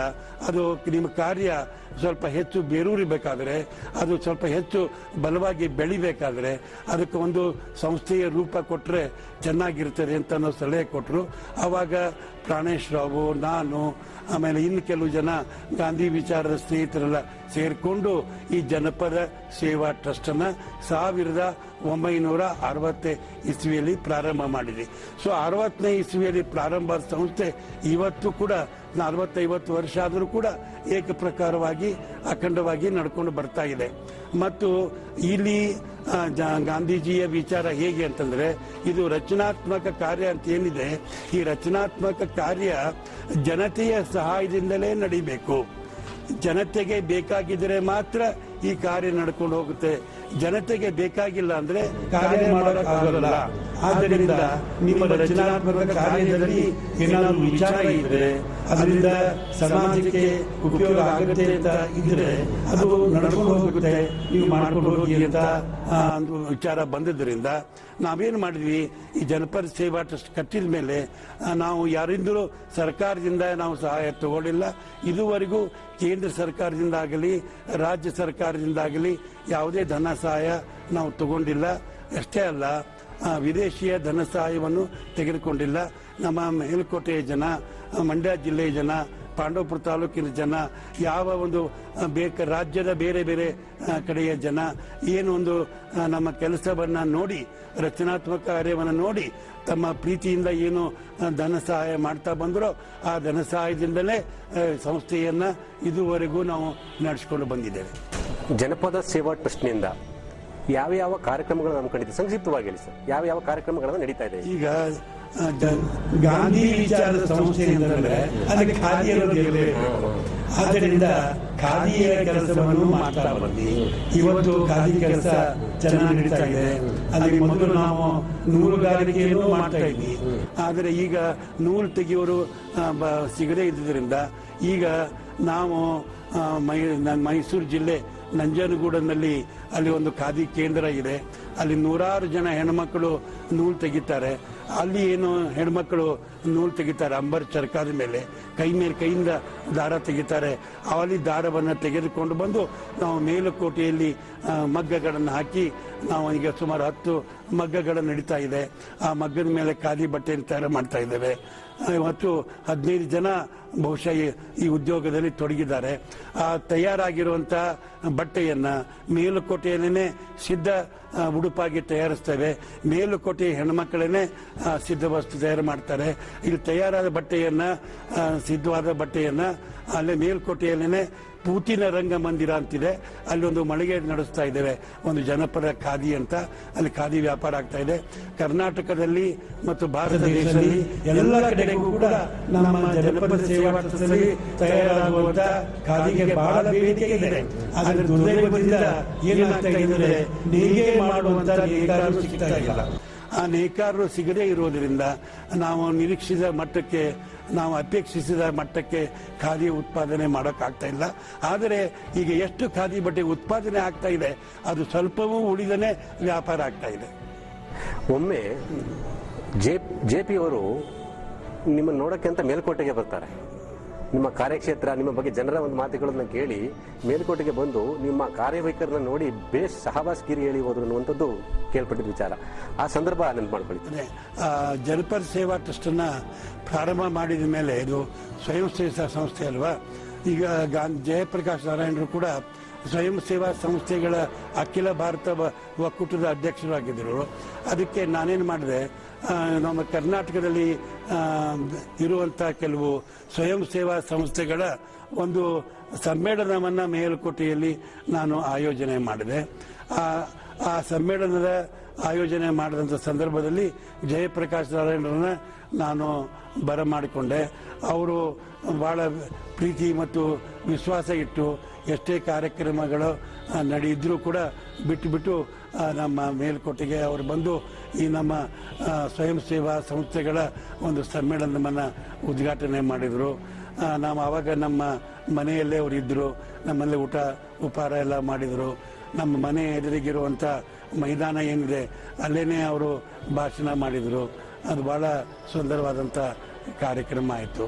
ಆವಾಗ ಜಯಪ್ರಕಾಶ್ ನಾರಾಯಣರು ಒಂದು ಮಾತನ್ನು ಹೇಳಿದರು, ನಿಮ್ಮ ಊರಲ್ಲಿ ಸುರೇಂದ್ರ ಕೌಲಿಗಿಯವರು ಇದ್ದಾರೆ, ಅವರು ಒಳ್ಳೆಯ ಕಾರ್ಯಕರ್ತರು, ಅಂತ ಕಾರ್ಯಕರ್ತರು ನಿಮಗೆ ದೊರೆತಿದ್ದು ಪುಣ್ಯ, ಅವರನ್ನು ಚೆನ್ನಾಗಿ ನೀವು ಉಪಯೋಗಿಸ್ಕೊಳ್ಳಿ ಅನ್ನುವಂಥ ಮಾತನ್ನ ಅವ್ರು ಹೇಳಿದರು. ನನ್ನ ಬಗ್ಗೆ ಬಹಳಷ್ಟು ಒಳ್ಳೆಯ ಮಾತನ್ನು ಹೇಳಿದರು. ಅವಾಗ ಒಂದು ಏನಾಯ್ತು ಅಂದ್ರೆ, ಅವ್ರು ಹಿಂದಿಯಲ್ಲಿ ಭಾಷಣ ಮಾಡಿದ್ದನ್ನ ನಾನು ಕನ್ನಡದಲ್ಲಿ ನಾನೇ ತರ್ಜುಮೆ ಮಾಡಬೇಕಾಗಿ ಬಂತು. ನನಗೆ ಒಂದು ಧರ್ಮ ಸಂಕಟ ಆಯಿತು. ಅವರು ನನ್ನ ಬಗ್ಗೆ ಬಹಳ ಅಗಾಧವಾಗಿ ಹೊಗಳಿಕೆ ಮಾತುಗಳನ್ನು ಹೇಳೋಕೆ ಶುರು ಮಾಡಿದರು. ಅದನ್ನೆಲ್ಲ ನಾನು ಕನ್ನಡದಲ್ಲಿ ನಾನೇ ಹೆಂಗೆ ತರ್ಜುಮೆ ಮಾಡೋದು, ನನಗೆ ಬಹಳ ಮುಜುಗರ ಆಯಿತು. ಆದರೆ ಆವಾಗಿನ ಕಾಲಕ್ಕೆ ಟೇಪ್ ರೆಕಾರ್ಡರ್ ಇರಲಿಲ್ಲ, ಫೋಟೋ ಸ್ಟುಡಿಯೋ ಇರಲಿಲ್ಲ, ನನ್ನ ಹತ್ರ ಕ್ಯಾಮ್ರಾನೂ ಇರಲಿಲ್ಲ. ದುರ್ದೈವದಿಂದ ಏನಾಯಿತು ಅಂದರೆ, ಜಯಪ್ರಕಾಶ್ ಮಾಡಿದಂಥ ಒಂದು ಅತ್ಯುತ್ತಮ ಭಾಷಣವನ್ನು ದಾಖಲೆ ಮಾಡಿಸ್ಕೊಳ್ಳಿಕ್ಕೆ ಸಾಧ್ಯವಾಗಲಿಲ್ಲ, ಒಂದು ಫೋಟೋನೂ ಇಟ್ಕೊಳ್ಳೋಕ್ಕೆ ಸಾಧ್ಯವಾಗಲಿಲ್ಲ. ಅವತ್ತು ಏನು ಪಂಡಾಲ್ ಹಾಕಿದ್ದೆ, ಅವತ್ತು ಎಲ್ಲಿಲ್ಲದ ಮಳೆ, ಅತಿಯಾದ ಮಳೆ ಬೇರೆ ಬಂದ್ಬಿಡ್ತು. ಹೀಗಾಗಿ ಒಂದು ವಿಚಿತ್ರ ಸನ್ನಿವೇಶ ಆಯಿತು. ಅವರು ಜಯಪ್ರಕಾಶ್ ನಾರಾಯಣರು ನನ್ನ ಬಗ್ಗೆ ಹೇಳಿದಂತ ಮಾತುಗಳನ್ನ ನಾನು ದಾಖಲೆಯಾಗಿ ಇಟ್ಕೊಂಡಿದ್ರೆ ಇವತ್ತು ನಾನು ಸರ್ಕಾರದಲ್ಲಿ ಬಹಳಷ್ಟು ಅನುಕೂಲತೆಯನ್ನೆಲ್ಲ ಪಡಿಬಹುದಾಗಿತ್ತು. ಅದರ ಬಗ್ಗೆ ವಿಚಾರ ಇಲ್ಲ, ಆದರೆ ಹೇಳಿದೆ ನಿಮಗೆ. ಅಂದ್ರೆ ಅವಾಗ ಅವರು ನನ್ನ ಬಗ್ಗೆ ಅಷ್ಟೊಂದು ಅಭಿಪ್ರಾಯವನ್ನ ಕೊಟ್ಟರು. ನನಗೆ ಅದು ದೊಡ್ಡ ಆಶೀರ್ವಾದ. ಅದರ ಬಲದಿಂದಲೇ ಇವತ್ತು ಕೂಡ ನಾನು ಕೆಲಸವನ್ನ ಮಾಡ್ಕೊಂಡು ಹೋಗ್ತಾ ಇದ್ದೇನೆ. ಪ್ರಿಯ ವೀಕ್ಷಕರೇ, ಕವಲಿಗಿಯವರ ಮಾತುಗಳನ್ನು ಕೇಳ್ತಿದ್ದೀರಿ. ತಮ್ಮ ಅನುಭವದ ಮಾತುಗಳನ್ನು, ರೋಮಾಂಚನಕಾರಿ ಸನ್ನಿವೇಶಗಳನ್ನು ನಮ್ಮ ಜೊತೆ ಹಂಚಿಕೊಳ್ತಿದ್ದಾರೆ. ಬಹಳ ಮುಖ್ಯವಾಗಿ ಕವಲಿಗಿಯವರು ಕೇವಲ ಸ್ವಾತಂತ್ರ್ಯ ಹೋರಾಟಗಾರರು ಮಾತ್ರವಲ್ಲ, ಶಿಕ್ಷಣ ಸಂಸ್ಥೆಗಳನ್ನು ಸ್ಥಾಪಿಸ್ತಾರೆ. ಯಾವುದೇ ಸ್ವಾರ್ಥ ಇಲ್ಲದೆ ತಮ್ಮ ಕೆಲಸವನ್ನು ಮಾಡ್ತಾರೆ. ಪತ್ರಿಕಾ ಸಂಪಾದಕರಾಗಿ ಕೆಲಸ ಮಾಡ್ತಾರೆ. ಗಂಭೀರವಾದ ಲೇಖನಗಳ ಮೂಲಕ ಸಮಾಜವನ್ನು ಬಗ್ಗು ಬಡಿಯುವಂಥ ಕೆಲಸವನ್ನು ಮತ್ತು ಯುವಕರನ್ನ ಎಚ್ಚರಿಸುವಂಥ ಕೆಲಸ ಮಾಡ್ತಾರೆ. ಇಷ್ಟು ವಿಷಯಗಳ ಬಗ್ಗೆ ನಾನು ಮುಂದೆ ಚರ್ಚೆ ಮಾಡ್ತೇನೆ, ಒಂದು ಸಣ್ಣ ವಿರಾಮದ ನಂತರ ಮತ್ತೆ ನಾನು ಸುರೇಂದ್ರ ಕೌಲಗಿಯವರೊಂದಿಗೆ ಮಾತುಕತೆಯನ್ನು ಮುಂದುವರಿಸ್ತೇನೆ. ಸರ್, ಹೋರಾಟದ ಹಾದಿಯಲ್ಲಿದ್ದವರು ಮೇಲುಕೋಟೆಯಲ್ಲಿ ಶಿಕ್ಷಣ ಸಂಸ್ಥೆಯನ್ನು ತೆರೆಯುವ ಮನಸ್ಸು ಮಾಡ್ತೀರಿ. ಆ ಸಂದರ್ಭಕ್ಕೆ ನಿಮಗೆ ಶಿಕ್ಷಣ ಸಂಸ್ಥೆಯನ್ನು ತೆರೆಯಬೇಕು ಮತ್ತು ಆ ಗ್ರಾಮೀಣ ಮಕ್ಕಳಿಗೆ ಅನುಕೂಲ ಕಲ್ಪಿಸಿಕೊಡ್ಬೇಕು ಅನ್ನುವಂತಹ ಮಹದಾಸೆ ಬಂದಿದ್ದು ಯಾವ ಕಾರಣಕ್ಕಾಗಿ, ಯಾವ ಸಂದರ್ಭಕ್ಕಾಗಿ? ಅದಕ್ಕೆ ಮುಖ್ಯವಾದ ಕಾರಣ ಅಂದರೆ, ಮೇಲುಕೋಟೆಯಲ್ಲಿ ನಾನು ಬಂದು ನಿಲ್ಲಿಸಿದಾಗ ಒಂದೇ ಒಂದು ಶಿಕ್ಷಣ ಸಂಸ್ಥೆ ಇರಲಿಲ್ಲ, ಒಂದು ಶಿಶು ವಿಹಾರ ಕೂಡ ಇರಲಿಲ್ಲ. ಅಂದರೆ ಇವತ್ತಿನ ಅಂಗನವಾಡಿ ಅಂತಾರೆ, ಅದು ಕೂಡ ಇರಲಿಲ್ಲ. ಆದ್ದರಿಂದ ನಾನು ಮೇಲುಕೋಟೆಯಲ್ಲಿ ಅಲ್ಲಿ ಒಂದು ಶಿಶು ವಿಹಾರ ಶುರು ಮಾಡಿದೆ. ಒಂದು ಶ್ರೀ ಕೃಷ್ಣನ ದೇವಸ್ಥಾನ ಇತ್ತು, ಅಲ್ಲಿ ಕೃಷ್ಣನ ದೇವಸ್ಥಾನದಲ್ಲಿ ಶಿಶು ವಿಹಾರ ಶುರು ಮಾಡಿದ್ದರಿಂದ ಅದಕ್ಕೆ ಶ್ರೀಕೃಷ್ಣ ಶಿಶು ವಿಹಾರ ಅಂತ ಇಟ್ಟು ಮೇಲುಕೋಟೆ ಗ್ರಾಮದ ಮಕ್ಕಳನ್ನ ಕರ್ಕೊಂಡ್ಬಂದು ಆ ದೇವಸ್ಥಾನದಲ್ಲಿ ಮಕ್ಕಳನ್ನ ಇಟ್ಕೊಂಡು ಶಿಶು ವಿಹಾರವನ್ನು ಪ್ರಾರಂಭ ಮಾಡಿದೆ. ಪ್ರಾರಂಭದಲ್ಲಿ ನಾನೇ ಮಕ್ಕಳ ಜೊತೆಗೆ ಆಟ ಆಡ್ತಾ ಇದ್ದೆ, ಮಕ್ಕಳಿಗೆ ನಾನೇ ಹಾಡು ಹೇಳ್ಕೊಡ್ತಾ ಇದ್ದೆ, ಕತೆ ಹೇಳ್ಕೊಡ್ತಾ ಇದ್ದೆ. ನಾನೇ ಒಂದು ರೀತಿಯಲ್ಲಿ ಶಿಶು ವಿಹಾರ ಮಕ್ಕಳಿಗೆ ಮೇಡಮ್ ಥರನೇ ಕೆಲಸ ಮಾಡಿದೆ. ಆಮೇಲೆ ಇನ್ಯಾರೋ ಗೊತ್ತು ಮಾಡ್ಕೊಂಡೆ, ಆ ಮಾತು ಬೇರೆ. ಈಗ ಆ ಶಿಶು ವಿಹಾರಕ್ಕೆ ಶ್ರೀಕೃಷ್ಣ ಕನ್ನಡ ಶಿಶು ವಿಹಾರ ಅಂತ ಹೆಸರಿಟ್ಟಿದ್ದೇವೆ. ಯಾಕೆ ಅಂತಂದ್ರೆ, ಈಗ ಮೇಲುಕೋಟೆಯಲ್ಲಿ ಇಂಗ್ಲಿಷ್ ಮಾಧ್ಯಮದ ಅನೇಕ ಶಾಲೆಗಳು ಬಂದ್ಬಿಟ್ಟಿವೆ. ಆದ್ದರಿಂದ ಇಂಗ್ಲಿಷ್ ಮಾಧ್ಯಮದ ಬಾಲವಾಡಿನೋ ಅಂಗನವಾಡಿನೋ ಅಥವಾ ನರ್ಸರಿ ಸ್ಕೂಲು, ಕಿಂಡರ್ ಗಾರ್ಟನೋ ಎಲ್ಲ LKG UKG ಅಂತೆಲ್ಲ ಶುರುವಾಗಿದೆಲ್ಲ ಇಂಗ್ಲಿಷ್ ಮೀಡಿಯಂನಿಂದ.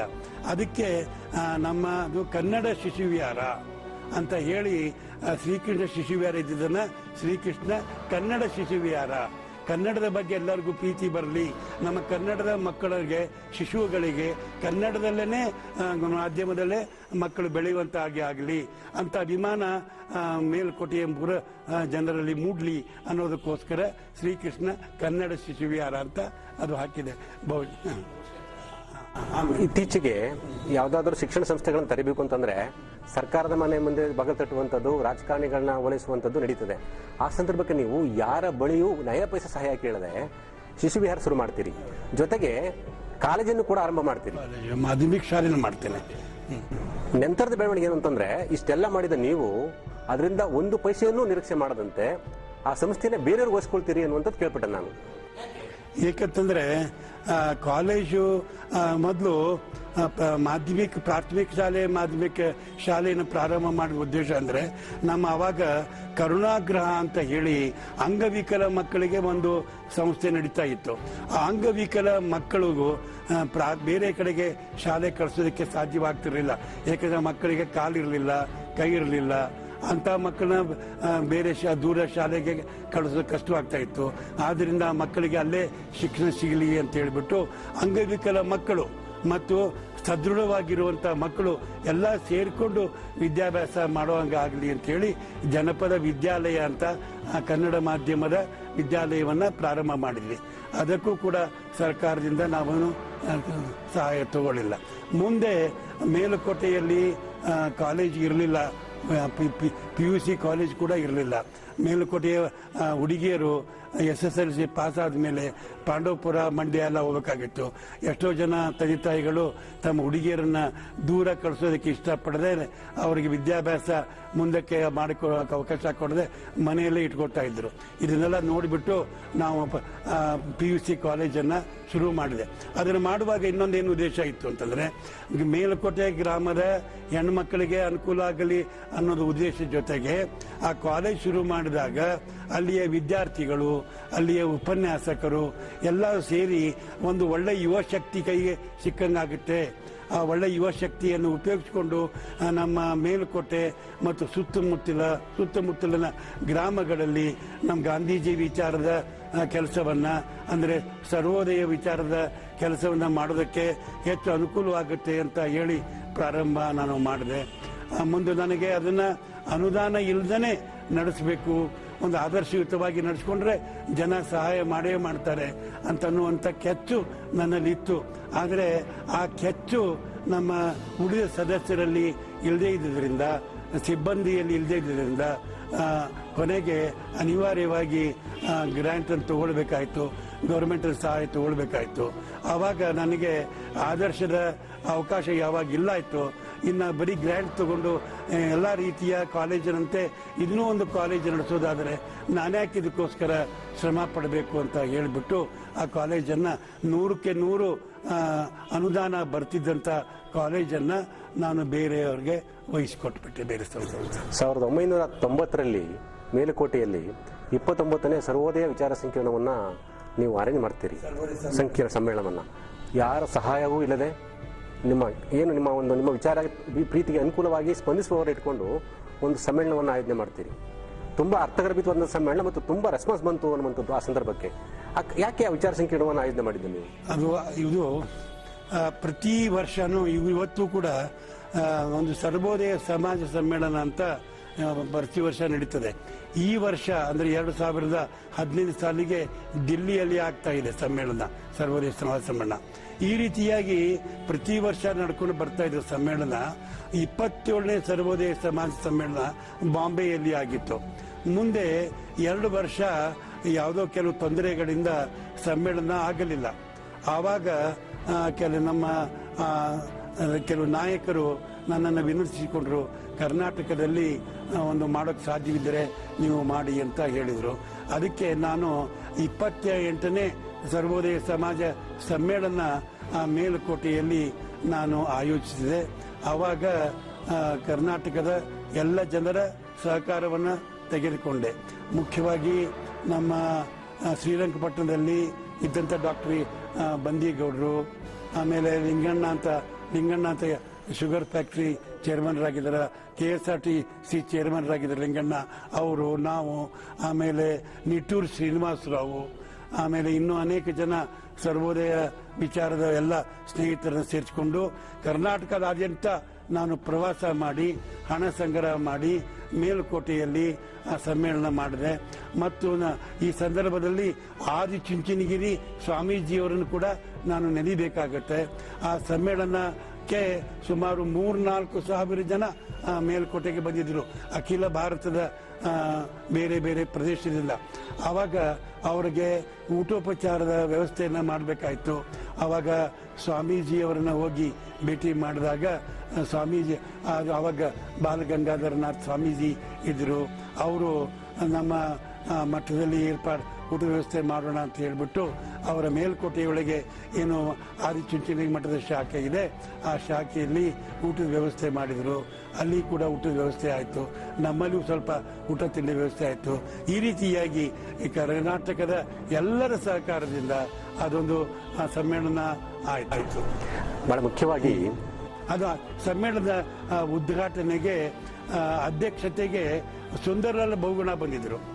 ಯಾರು ಪರಿಸರವಾದಿ ಇದ್ದಾರೆ, ಅಪ್ಪಿಕೋ ಚಳುವಳಿ ಅಂತ ಏನು ಮಾಡಿದ್ರು, ಚಿಪ್ಕೋ ಚಳುವಳಿ ಅಂತ ಹಿಮಾಲಯದಲ್ಲಿ, ಆ ಸುಂದರಲಾಲ್ ಬಹುಗುಣ ಅವರು ಆ ಸಮ್ಮೇಳನದ ಅಧ್ಯಕ್ಷರಾಗಿದ್ದರು. ಉದ್ಘಾಟನೆಯನ್ನ ಡಾಕ್ಟರ್ ಉಷಾ ಮೆಹ್ತಾ ಅಂತೇಳಿ ಅವರು 42ನೇ ಇಸ್ವಿಯಲ್ಲಿ ಬಾಂಬೆಯಲ್ಲಿ ನಡೆದಂಥ ಒಂದು ದೊಡ್ಡ ಸಭೆಯಲ್ಲಿ ಅವರು ರಾಷ್ಟ್ರಧ್ವಜವನ್ನು ಹಾರಿಸಿದಂಥ ಮಹಿಳೆ, ಅವರು ಅದರ ಅಧ್ಯಕ್ಷತೆ ವಹಿಸಿದರು.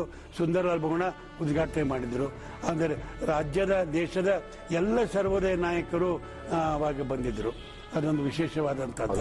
ಬಹಳ ಮುಖ್ಯವಾಗಿ ಕವಲಗಿಯವರು ಪತ್ರಿಕಾ ಸಂಪಾದಕರಾಗುವಂಥ ಒಂದು ಮನಸ್ಸು ಮಾಡ್ತಾರೆ.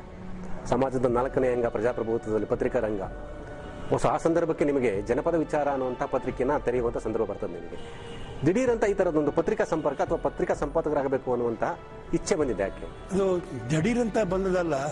ನಾನು ಹೈಸ್ಕೂಲ್ ವಿದ್ಯಾರ್ಥಿ ಆಗಿದ್ದಾಗಿಂದಲೂ ನನಗೆ ಪತ್ರಿಕೆಗಳನ್ನು ಓದೋ ಹುಚ್ಚು, ಪತ್ರಿಕೆಗಳಿಗೆ ಬರೆಯೋ ಹುಚ್ಚು ಅದೆಲ್ಲ ಇತ್ತು. ಕೆಲವು ಸಣ್ಣ ಪುಟ್ಟ ಲೇಖನಗಳು, ಆಮೇಲೆ ಸಂಪಾದಕರಿಗೆ ಪತ್ರ, ಈ ಥರ ಎಲ್ಲ ನಾನು ಬರಿತಾ ಇದ್ದೆ. ಆವಾಗ ಒಂದು ಜನಪ್ರಗತಿ ಅಂತ ಹೇಳಿ ಬೆಂಗಳೂರಿಂದ ಪತ್ರಿಕೆ ಪ್ರಕಟವಾಗ್ತಾ ಇತ್ತು.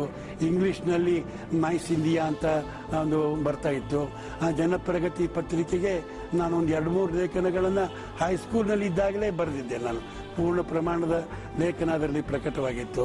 ಈ ರೀತಿಯಾಗಿ ನನಗೆ ಪತ್ರಿಕೆ ಮತ್ತು ಲೇಖನಗಳ ಬಗ್ಗೆ ಬರೆಯ ಹುಚ್ಚಿತ್ತು.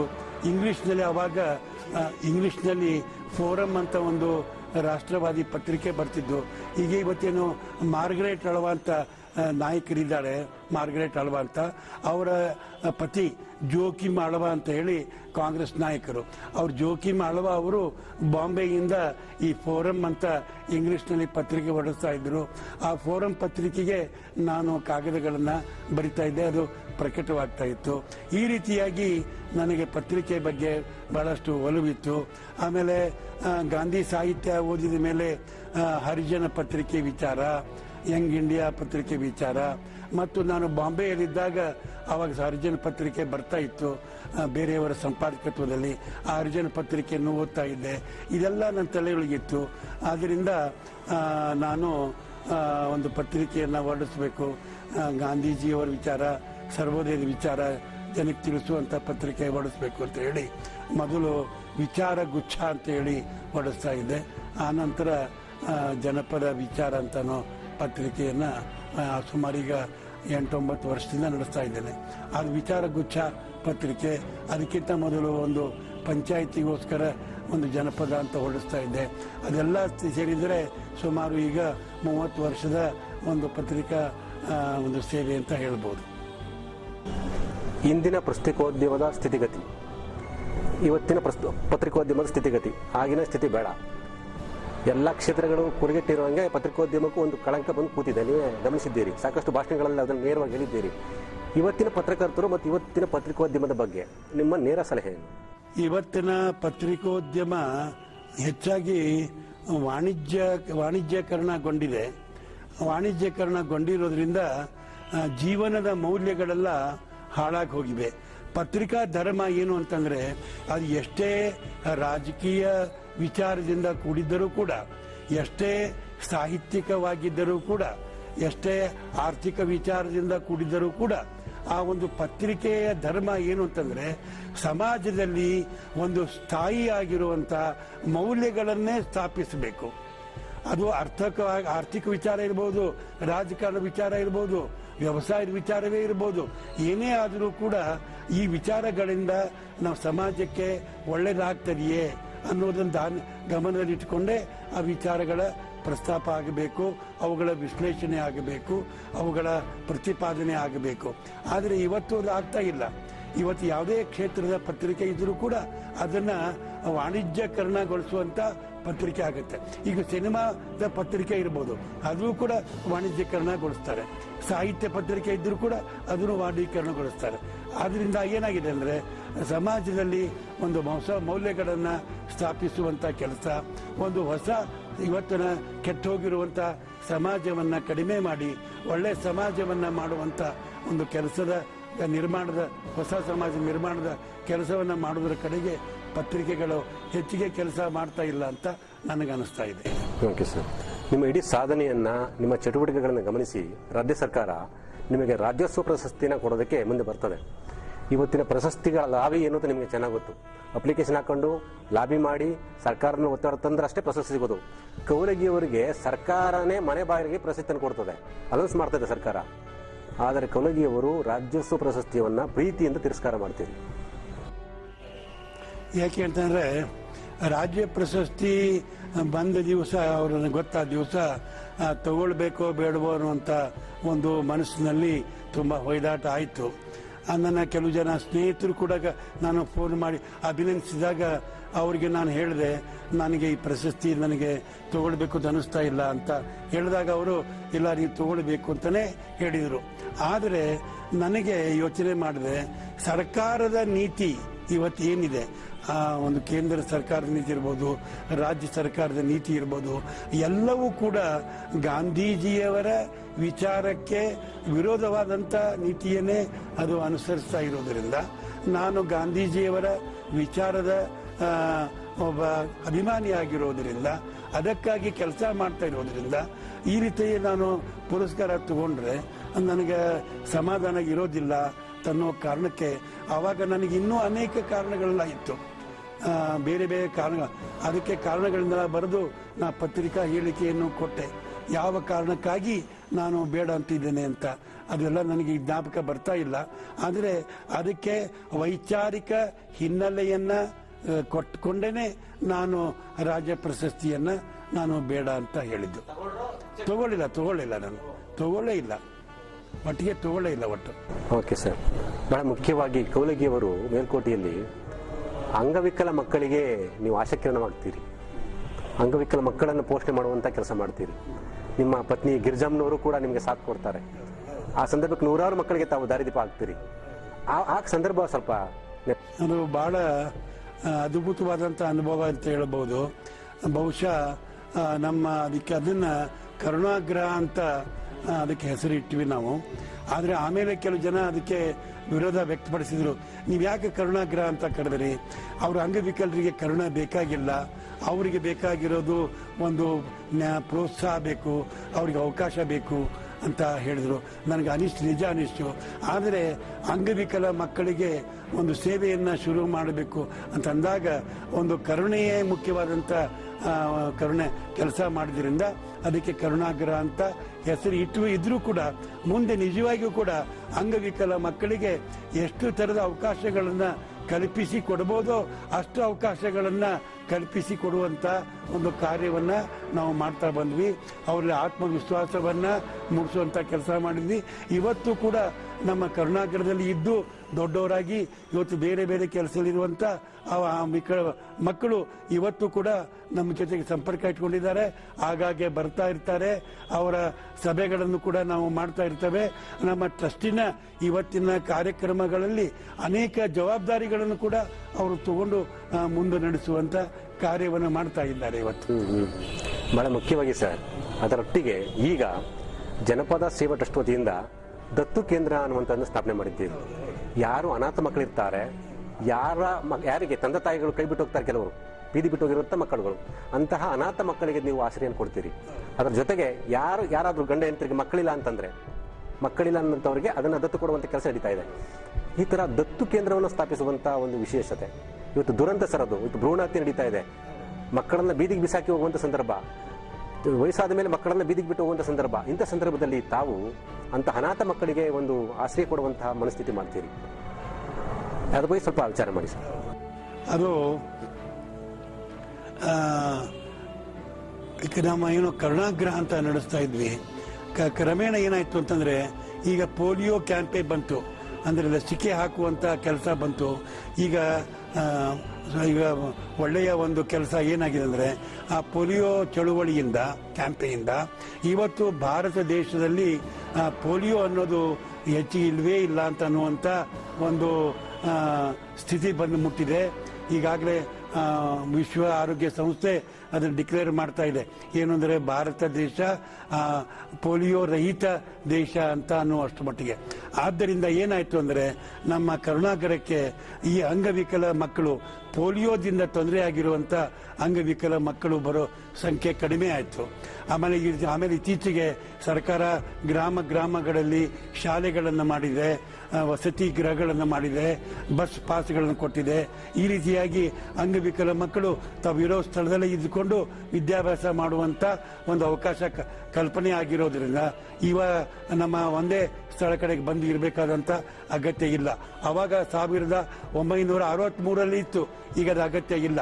ಆದ್ದರಿಂದ ಮಕ್ಕಳ ಸಂಖ್ಯೆ, ಅಂಗವಿಕಲ ಮಕ್ಕಳ ಸಂಖ್ಯೆ ಕಡಿಮೆ ಆದ ಮೇಲೆ ನಾವು ಅಂಗವಿಕಲ ಮಕ್ಕಳಿಗೋಸ್ಕರ ಏನು ಕಟ್ಟಡ ಕಟ್ಟಿದ್ವಿ, ಏನು ಒಂದು ವ್ಯವಸ್ಥೆ ಇತ್ತು, ಆ ವ್ಯವಸ್ಥೆಯನ್ನು ಅದು ಯಾಕೆ ಸುಮ್ಮನೆ ಅದನ್ನು ಹಾಗೆ ಖಾಲಿ ಬಿಡಬೇಕು, ಅಲ್ಲಿ ಇನ್ನೊಂದು ಏನಾದರೂ ಒಂದು ಒಳ್ಳೆಯ ಸಮಾಜ ಸೇವೆ ಕೆಲಸ ನಡಿಬೇಕು ಅಂತ ಹೇಳಿ ನಾವು ಈ ದತ್ತು ಕೇಂದ್ರವನ್ನು ಪ್ರಾರಂಭ ಮಾಡಿದ್ವಿ.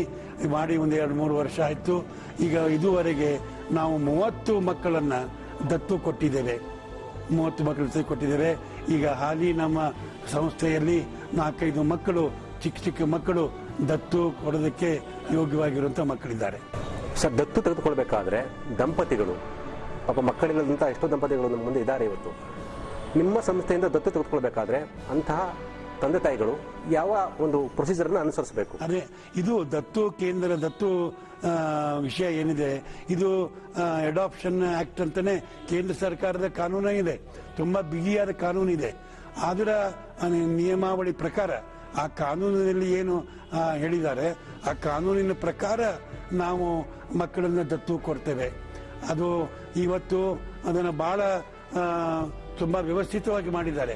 ಅದನ್ನ ಅದು ಅಖಿಲ ಭಾರತ ಮಟ್ಟದಲ್ಲಿ ಏನು ಕೇಂದ್ರ ಸರ್ಕಾರದಲ್ಲಿ ಮಾನವ ಸಂಪನ್ಮೂಲ ಮಂತ್ರಾಲಯ ಇದೆ, ಮಿನಿಸ್ಟ್ರಿ ಇದೆ. ಅದಕ್ಕೆ ಮೇನಕಾ ಗಾಂಧಿ ಮಿನಿಸ್ಟರ್ ಆಗಿದ್ದಾರೆ. ಅವರ ನೇತೃತ್ವದಲ್ಲಿ ಇದೆಲ್ಲ ಕಾರ್ಯಕ್ರಮಗಳು ದೇಶದಾದ್ಯಂತ ನಡೀತಾ ಇದೆ.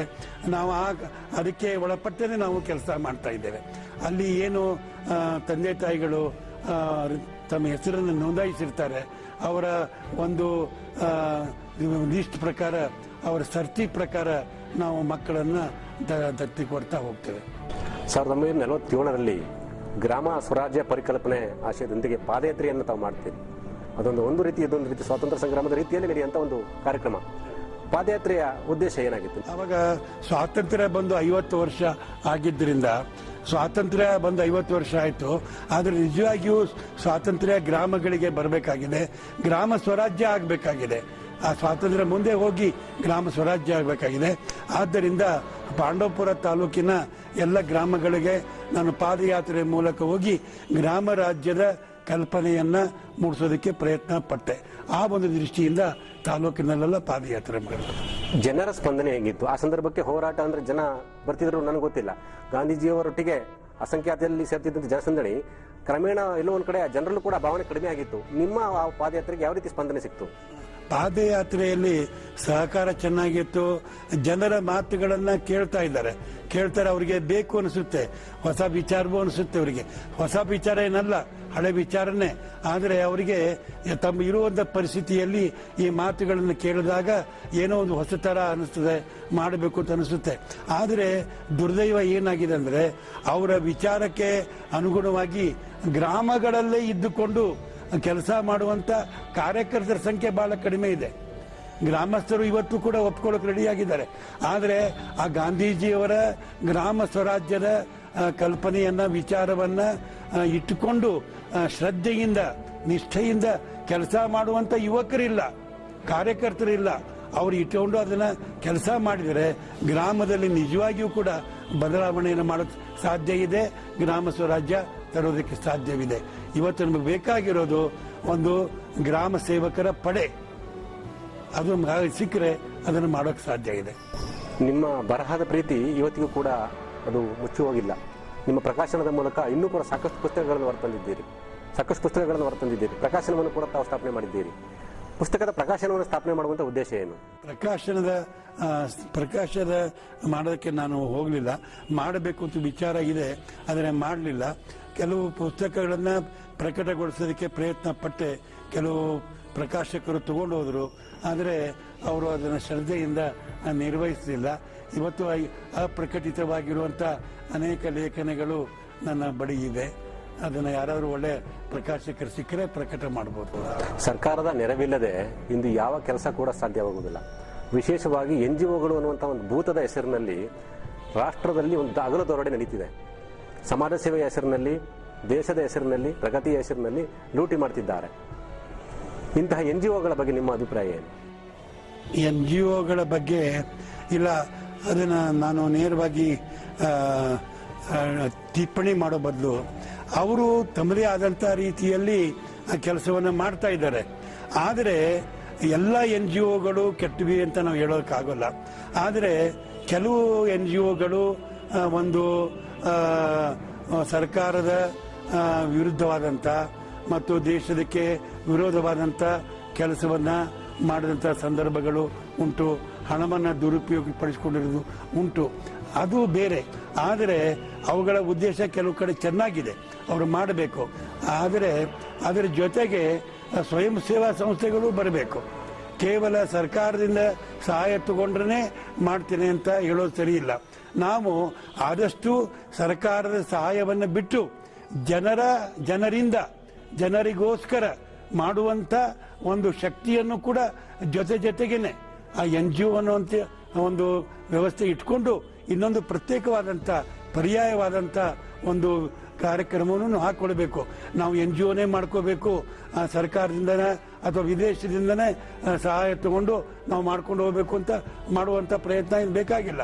ನಮ್ಮ ಭಾರತ ದೇಶದಲ್ಲಿ ಏನು ಕಡಿಮೆ ಇದೆ? ನಮ್ಮ ಭಾರತ ದೇಶದಲ್ಲಿ ಸಮಾಜದಲ್ಲಿ ಅನೇಕ ಜನ ಉದಾರಿಗಳಿದ್ದಾರೆ, ಒಳ್ಳೆ ಜನ ಇದ್ದಾರೆ, ಒಳ್ಳೆ ಕೆಲಸ ಮಾಡೋದಾದ್ರೆ ಸಹಾಯ ಮಾಡೋಕೆ ಜನ ಇದ್ದಾರೆ. ಅನೇಕ ಜನ ಉದಾರಿಗಳು ಹೆಂಗಿದ್ದಾರೆ ಅಂದರೆ ಅವರು ಸಹಾಯ ಮಾಡೋಕ್ಕೆ ಇಷ್ಟಪಡ್ತಾರೆ, ಆದರೆ ಒಳ್ಳೆ ಸಂಸ್ಥೆ ಇಲ್ಲ, ಒಳ್ಳೆ ಕೆಲಸ ಇಲ್ಲ ಅಂತ ಜನವೂ ಇದ್ದಾರೆ. ನಾವು ಒಳ್ಳೆ ಕೆಲಸ ಮಾಡಿದರೆ ಖಂಡಿತ ಅವರು ಕೊಡ್ತಾರೆ. ಆದ್ದರಿಂದ ನಾವು NGO ಮೂಲಕನೇ ಎಲ್ಲ ಮಾಡಬೇಕು ಅಂತೇನಿಲ್ಲ. ಕೆಲವು ಮಾಡ್ತಾ ಇರೋದು ಒಳ್ಳೆಯದೇ.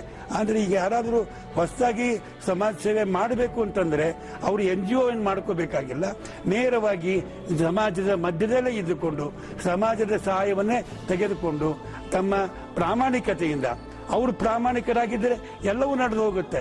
ಅಪ್ರಾಮಾಣಿಕತೆ ಇತ್ತಂದರೆ ಯಾವುದೂ ಮಾಡೋಕ್ಕಾಗಲ್ಲ.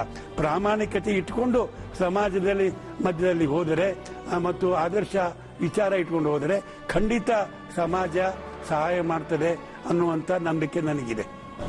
ಪ್ರಿಯ ವೀಕ್ಷಕರೇ, ಸ್ವಾತಂತ್ರ್ಯೋತ್ಸವದ ಈ ಶುಭ ಸಂದರ್ಭದಲ್ಲಿ ಕೌಲಗಿಯವರೊಂದಿಗೆ ನಾವು ಮಾತನಾಡ್ತಾ ಇದ್ದೇವೆ. ಕೌಲಗಿಯವರದು ಭ್ರಷ್ಟಾಚಾರ ಮುಕ್ತವಾದಂಥ ಬದುಕು, ಪಾರದರ್ಶಕವಾದಂತಹ ನಿಲುವು, ಸರಳತೆಯ ಒಂದು ದ್ಯೂತಕವಾಗಿ ಅವರು ನಮಗೆ ಕಾಣ್ತಾರೆ. ಅವರು ಮದ್ಯಪಾನದ ವಿರುದ್ಧ ಹೋರಾಡಿದಂಥ ಪರಿ ಅದ್ಭುತವಾದದ್ದು. ದೇಶದಲ್ಲಿ ಮದ್ಯ ಮುಕ್ತವಾಗಬೇಕು ಅನ್ನುವಂಥ ಹಂಬಲ ಅವರದು. ಯುವಕರು ಮದ್ಯ ವ್ಯಸನಿಗಳಾಗುತ್ತಿರುವ ಬಗ್ಗೆ ತೀವ್ರ ಆಕ್ರೋಶವನ್ನು ಕೌಲಗಿಯವರು ವ್ಯಕ್ತಪಡಿಸ್ತಾರೆ. ಈ ವಿಷಯಗಳ ಬಗ್ಗೆ ಮುಂದೆ ಮಾತನಾಡ್ತಾನೆ. ಒಂದು ಸಣ್ಣ ವಿರಾಮದ ನಂತರ ಮತ್ತೆ ಮುಖಾಮುಖಿ ಸಂಚಿಕೆಗೆ ಸ್ವಾಗತ. ಸರ್, ಬಹಳ ವಿಷಾದದ ಮತ್ತು ದುರಂತದ ವಿಚಾರ ಅಂದರೆ ಮಂಡ್ಯ ಜಿಲ್ಲೆಯಲ್ಲಿ ಮಾತ್ರವಲ್ಲದೆ ಇಡೀ ರಾಜ್ಯದಲ್ಲಿ ರೈತರ ಸರಣಿ ಆತ್ಮಹತ್ಯೆಗಳು ನಡೀತಿದ್ದಾವೆ. ಇವತ್ತು ವಿವಿಧ ಸಂಘಟನೆಗಳು ಕೇಂದ್ರ ಸರ್ಕಾರದ ಮೇಲೆ, ರಾಜ್ಯ ಸರ್ಕಾರದ ಮೇಲೆ ಪ್ರತಿಭಟನೆಗಳನ್ನ ಮಾಡ್ತಿದ್ದಾವೆ. ನಿಮ್ಮ ದೃಷ್ಟಿಯಲ್ಲಿ ವೈರ್ಯರಾಗಿ ರೈತರ ನಿಜವಾದ ಆತ್ಮಹತ್ಯೆಗೆ ಕಾರಣ ಏನು? ರೈತರ ನಿಜವಾದ ಆತ್ಮಹತ್ಯೆಗೆ ಕಾರಣ ಹೇಳೋಕ್ಕಿಂತ ಮುಂಚೆ ನನ್ನ ಒಂದು ವಿಚಾರ ಹೇಳಬೇಕು ಅಂತ ಇಷ್ಟಪಡ್ತಾ ಇದ್ದೇನೆ. ಇವತ್ತು ನಮ್ಮ ಯಾವ ರೀತಿಯ ಒಂದು ಸಮಾಜ ನಮ್ಮದಾಗಬೇಕು ಅಂತಂದರೆ, ಯಾವ ಸಮಾಜದಲ್ಲಿ ಒಬ್ಬ ರೈತ ಇರ್ಬೋದು, ಅಥವಾ ಒಬ್ಬ ಗೃಹಿಣಿ ಇರ್ಬೋದು, ಅಥವಾ ಒಬ್ಬ ವಿದ್ಯಾರ್ಥಿ ಇರ್ಬೋದು, ಅಥವಾ ಇನ್ಯಾರೇ ಒಬ್ಬರು ಇರ್ಬೋದು, ಯಾರೇ ಕೂಡ ಆತ್ಮಹತ್ಯೆನೇ ಮಾಡ್ಕೊಳ್ಕೂಡುದು. ಆತ್ಮಹತ್ಯೆ ರಹಿತವಾದಂಥ ಸಮಾಜವನ್ನ ನಾವು ಮಾಡಬೇಕು ಅನ್ನುವಂಥ ಕಲ್ಪನೆಯನ್ನ ಆದರ್ಶ ಇಟ್ಕೊಂಡಿರುವಂಥ ವ್ಯಕ್ತಿ ನಾನು. ಆತ್ಮಹತ್ಯೆನೇ ಇರಬಾರ್ದು. ಯಾಕೆಂತಂದ್ರೆ ನಮ್ಮ ಸಮಾಜ ಏನಿದೆ ಮನುಷ್ಯರಿಂದ ಕೂಡಿರೋದು. ಮಾನವರಿಂದ ಕೂಡಿರೋದು. ಮಾನವ ಜನ್ಮ ಬಹಳ ಅಪರೂಪದ ಜನ್ಮ. ಅದು ಸುಲಭವಾಗಿ ಸಿಗುವಂತ ಜನ್ಮ ಅಲ್ಲ. ಎಷ್ಟೋ ಜನ್ಮಗಳ ಪುಣ್ಯದಿಂದ ಸಿಕ್ಕಿರುವಂತ ಒಂದು ಜನ್ಮ ಇದು. ಇಂಥ ಮಾನವ ಜನ್ಮದ ಗುರಿ ಏನು ಅಂತಂದ್ರೆ ಮೋಕ್ಷವನ್ನ ಪಡೆಯಬೇಕು, ಆತ್ಮ ಸಾಕ್ಷಾತ್ಕಾರ ಮಾಡಿಕೊಳ್ಬೇಕು ಅನ್ನುವಂಥ ಧ್ಯೇಯ. ಈಶಾವಾಸ್ಯ ಉಪನಿಷತ್ತಲ್ಲಿ ಇದು ಬರ್ತದೆ. ಏನು ಅಂತಂದ್ರೆ ಅಸತೋಮ ಸದ್ಗಮಯ, ತಮಸೋಮ ಜ್ಯೋತಿರ್ಗಮಯ, ಮೃತ್ಯೋರ್ಮ ಅಮೃತಂ ಗಮಯ. ಓಂ ಶಾಂತಿ ಶಾಂತಿ ಶಾಂತಿ. ಕತ್ತಲೆಯಿಂದ ಬೆಳಕಿಗೆ, ಅಜ್ಞಾನದಿಂದ ಜ್ಞಾನದ ಕಡೆಗೆ, ಮೃತ್ಯುವಿನಿಂದ ಅಮೃತತ್ವದ ಕಡೆಗೆ. ಇದು ನಮ್ಮ ಆದರ್ಶ. ಅಂಥ ಒಂದು ಸಮಾಜವನ್ನ ನಾವು ಸ್ಥಾಪಿಸಬೇಕಾಗಿದೆ. ಆದರೆ ದುರ್ದೈವದಿಂದ ನಮ್ಮ ಸಮಾಜದಲ್ಲಿ ವ್ಯವಸ್ಥೆ ಇಷ್ಟು ಕೆಟ್ಟೋಗಿದೆ. ಇವತ್ತು ಎಲ್ಲರೂ ಕೂಡ ತಮ್ಮ ಜೀವನವನ್ನ ಒಂದು ಮೋಕ್ಷದ ಕಡೆಗೆ ತೆಗೆದುಕೊಂಡು ಹೋಗಬೇಕಾದ ಜೀವನವನ್ನ ಅವರು ಆತ್ಮಹತ್ಯೆ ಅಂತ ಹೇಯ ಕೃತ್ಯಕ್ಕೆ ಒಳಗಾಗಿ ತಮ್ಮ ಜೀವನವನ್ನ ಅವರು ನಾಶ ಮಾಡಿಕೊಳ್ತಾ ಇದ್ದಾರಲ್ಲ ಅನ್ನುವಂಥ ವ್ಯಥೆ ನನ್ನನ್ನು ಕಾಡ್ತಾ ಇದೆ. ಆದ್ದರಿಂದ ಒಂದು ಆತ್ಮರಹಿತ ಸಮಾಜವನ್ನ ಸೃಷ್ಟಿಸಬೇಕಾದದ್ದು ನಮ್ಮ ಗುರಿ ಆಗಬೇಕು. ಈ ಆತ್ಮಹತ್ಯೆ ರಹಿತ ಸಮಾಜ ನಿರ್ಮಾಣ ಆಗಬೇಕಾದ್ರೆ ಅದು ರಾಜಕಾರಣದಿಂದ ಆಗೋದಿಲ್ಲ, ಸರ್ಕಾರದಿಂದ ಆಗೋದಿಲ್ಲ. ಅದಕ್ಕೆ ಒಂದು ವಿಶಿಷ್ಟವಾದಂಥ ಒಂದು ಕ್ರಮ ಬೇಕಾಗುತ್ತೆ, ಒಂದು ಯೋಜನೆ ಬೇಕಾಗುತ್ತೆ. ಆದ್ರಿಂದ ಇವತ್ತು ನಾವು ರೈತರ ಆತ್ಮಹತ್ಯೆಯ ಮೂಲ ಕಾರಣ ಏನು ಅಂತಂದ್ರೆ ರೈತರ ಕಷ್ಟ ಸುಖಗಳನ್ನ ಕೇಳುವಂಥ ಒಂದು ಸಮೂಹ ಅವರ ಬಳಿಯೇ ಇಲ್ಲ. ಸರ್ಕಾರ ಇರಬಹುದು, ಆದರೆ ಸರ್ಕಾರ ದೂರದಲ್ಲಿದೆ, ಬೆಂಗಳೂರಲ್ಲಿದೆ. ಅಲ್ಲಿ ಸರ್ಕಾರಕ್ಕೆ ಒಂದು ಹಳ್ಳಿಯಲ್ಲಿ ಇರುವಂತ ರೈತರ ಕಷ್ಟ ತಕ್ಷಣ ಗೊತ್ತಾಗುವುದಿಲ್ಲ. ಒಬ್ಬ ರೈತನ ಕಷ್ಟ ಗೊತ್ತಾಗಬೇಕಾದರೆ ಆ ಗ್ರಾಮದಲ್ಲಿರುವಂತ ಉಳಿದ ರೈತರಿಗೇನೆ ಗೊತ್ತಾಗೋಕೆ ಸಾಧ್ಯ ಇದೆ. ಆದ್ದರಿಂದ ಆ ಗ್ರಾಮದಲ್ಲಿನೇ ರೈತರ ಕಷ್ಟ ಸುಖವನ್ನ ಕೇಳಿ ಅವರಿಗೆ ಪರಸ್ಪರ ಸಹಾಯ ಮಾಡುವಂತ, ಸಹಕರಿಸುವಂತ ಒಂದು ಸಮುದಾಯವನ್ನ ನಾವು ಸೃಷ್ಟಿ ಮಾಡಬೇಕು. ಆ ಸಮುದಾಯ ಇಲ್ಲದೆ ಇರೋದ್ರಿಂದ ರೈತ ಏನ್ ಮಾಡ್ಕೋತಾ ಇದ್ದಾನೆ, ತನ್ನ ಕಷ್ಟ ಬಂದಾಗೆ ಕಂಗಾಲನಾಗಿ ಅವನು ದೂರದ ಸಹಾಯವನ್ನು ಇಚ್ಕೋತಾನೆ. ಆ ದೂರದ ಸಹಾಯ ಅವನಿಗೆ ಸರಿಯಾಗಿ ಬರೋದಿಲ್ಲ, ಅಥವಾ ಅನೇಕ ನಿಯಮಾವಳಿಗಳಿಂದ ಬರ್ತದೆ, ಅದನ್ನು ಪೂರೈಸಕ್ಕಾಗಲ್ಲ, ಆತ್ಮಹತ್ಯೆ ಮಾಡ್ಕೊಳ್ತಾನೆ. ಆದರೆ ನಾವು ಸಮುದಾಯ ಅವನ ಕಷ್ಟ ಸುಖವನ್ನು ಕೇಳುವಂತ ಹತ್ತಿರದ ಒಂದು ಸಮುದಾಯವನ್ನ ನಾವು ನಿರ್ಮಾಣ ಮಾಡಬೇಕು. ಅದನ್ನ ಮಾಡ್ತಾ ಇಲ್ಲ. ಇವತ್ತು ಸರ್ಕಾರ ರೈತರಿಗೆ ಯಾವ್ಯಾವ ಪ್ರಕಾರದ ಸಹಾಯ ಮಾಡ್ತಾ ಇದೆ, ಆ ಸಹಾಯವೇ ರೈತರಿಗೆ ಆತ್ಮಹತ್ಯೆ ಮಾಡ್ಕೊಳ್ಳಿಕ್ಕೆ ಪ್ರೇರಣೆ ಆಗ್ತಾ ಇದೆ. ಈಗ ಅನೇಕ ಪ್ರಕಾರದ ಸಾಲ ಕೊಡ್ತಾ ಇದ್ದೀರಿ. ಸಾಲ ಕೊಡೋದೇ ತಪ್ಪಲ್ವಾ?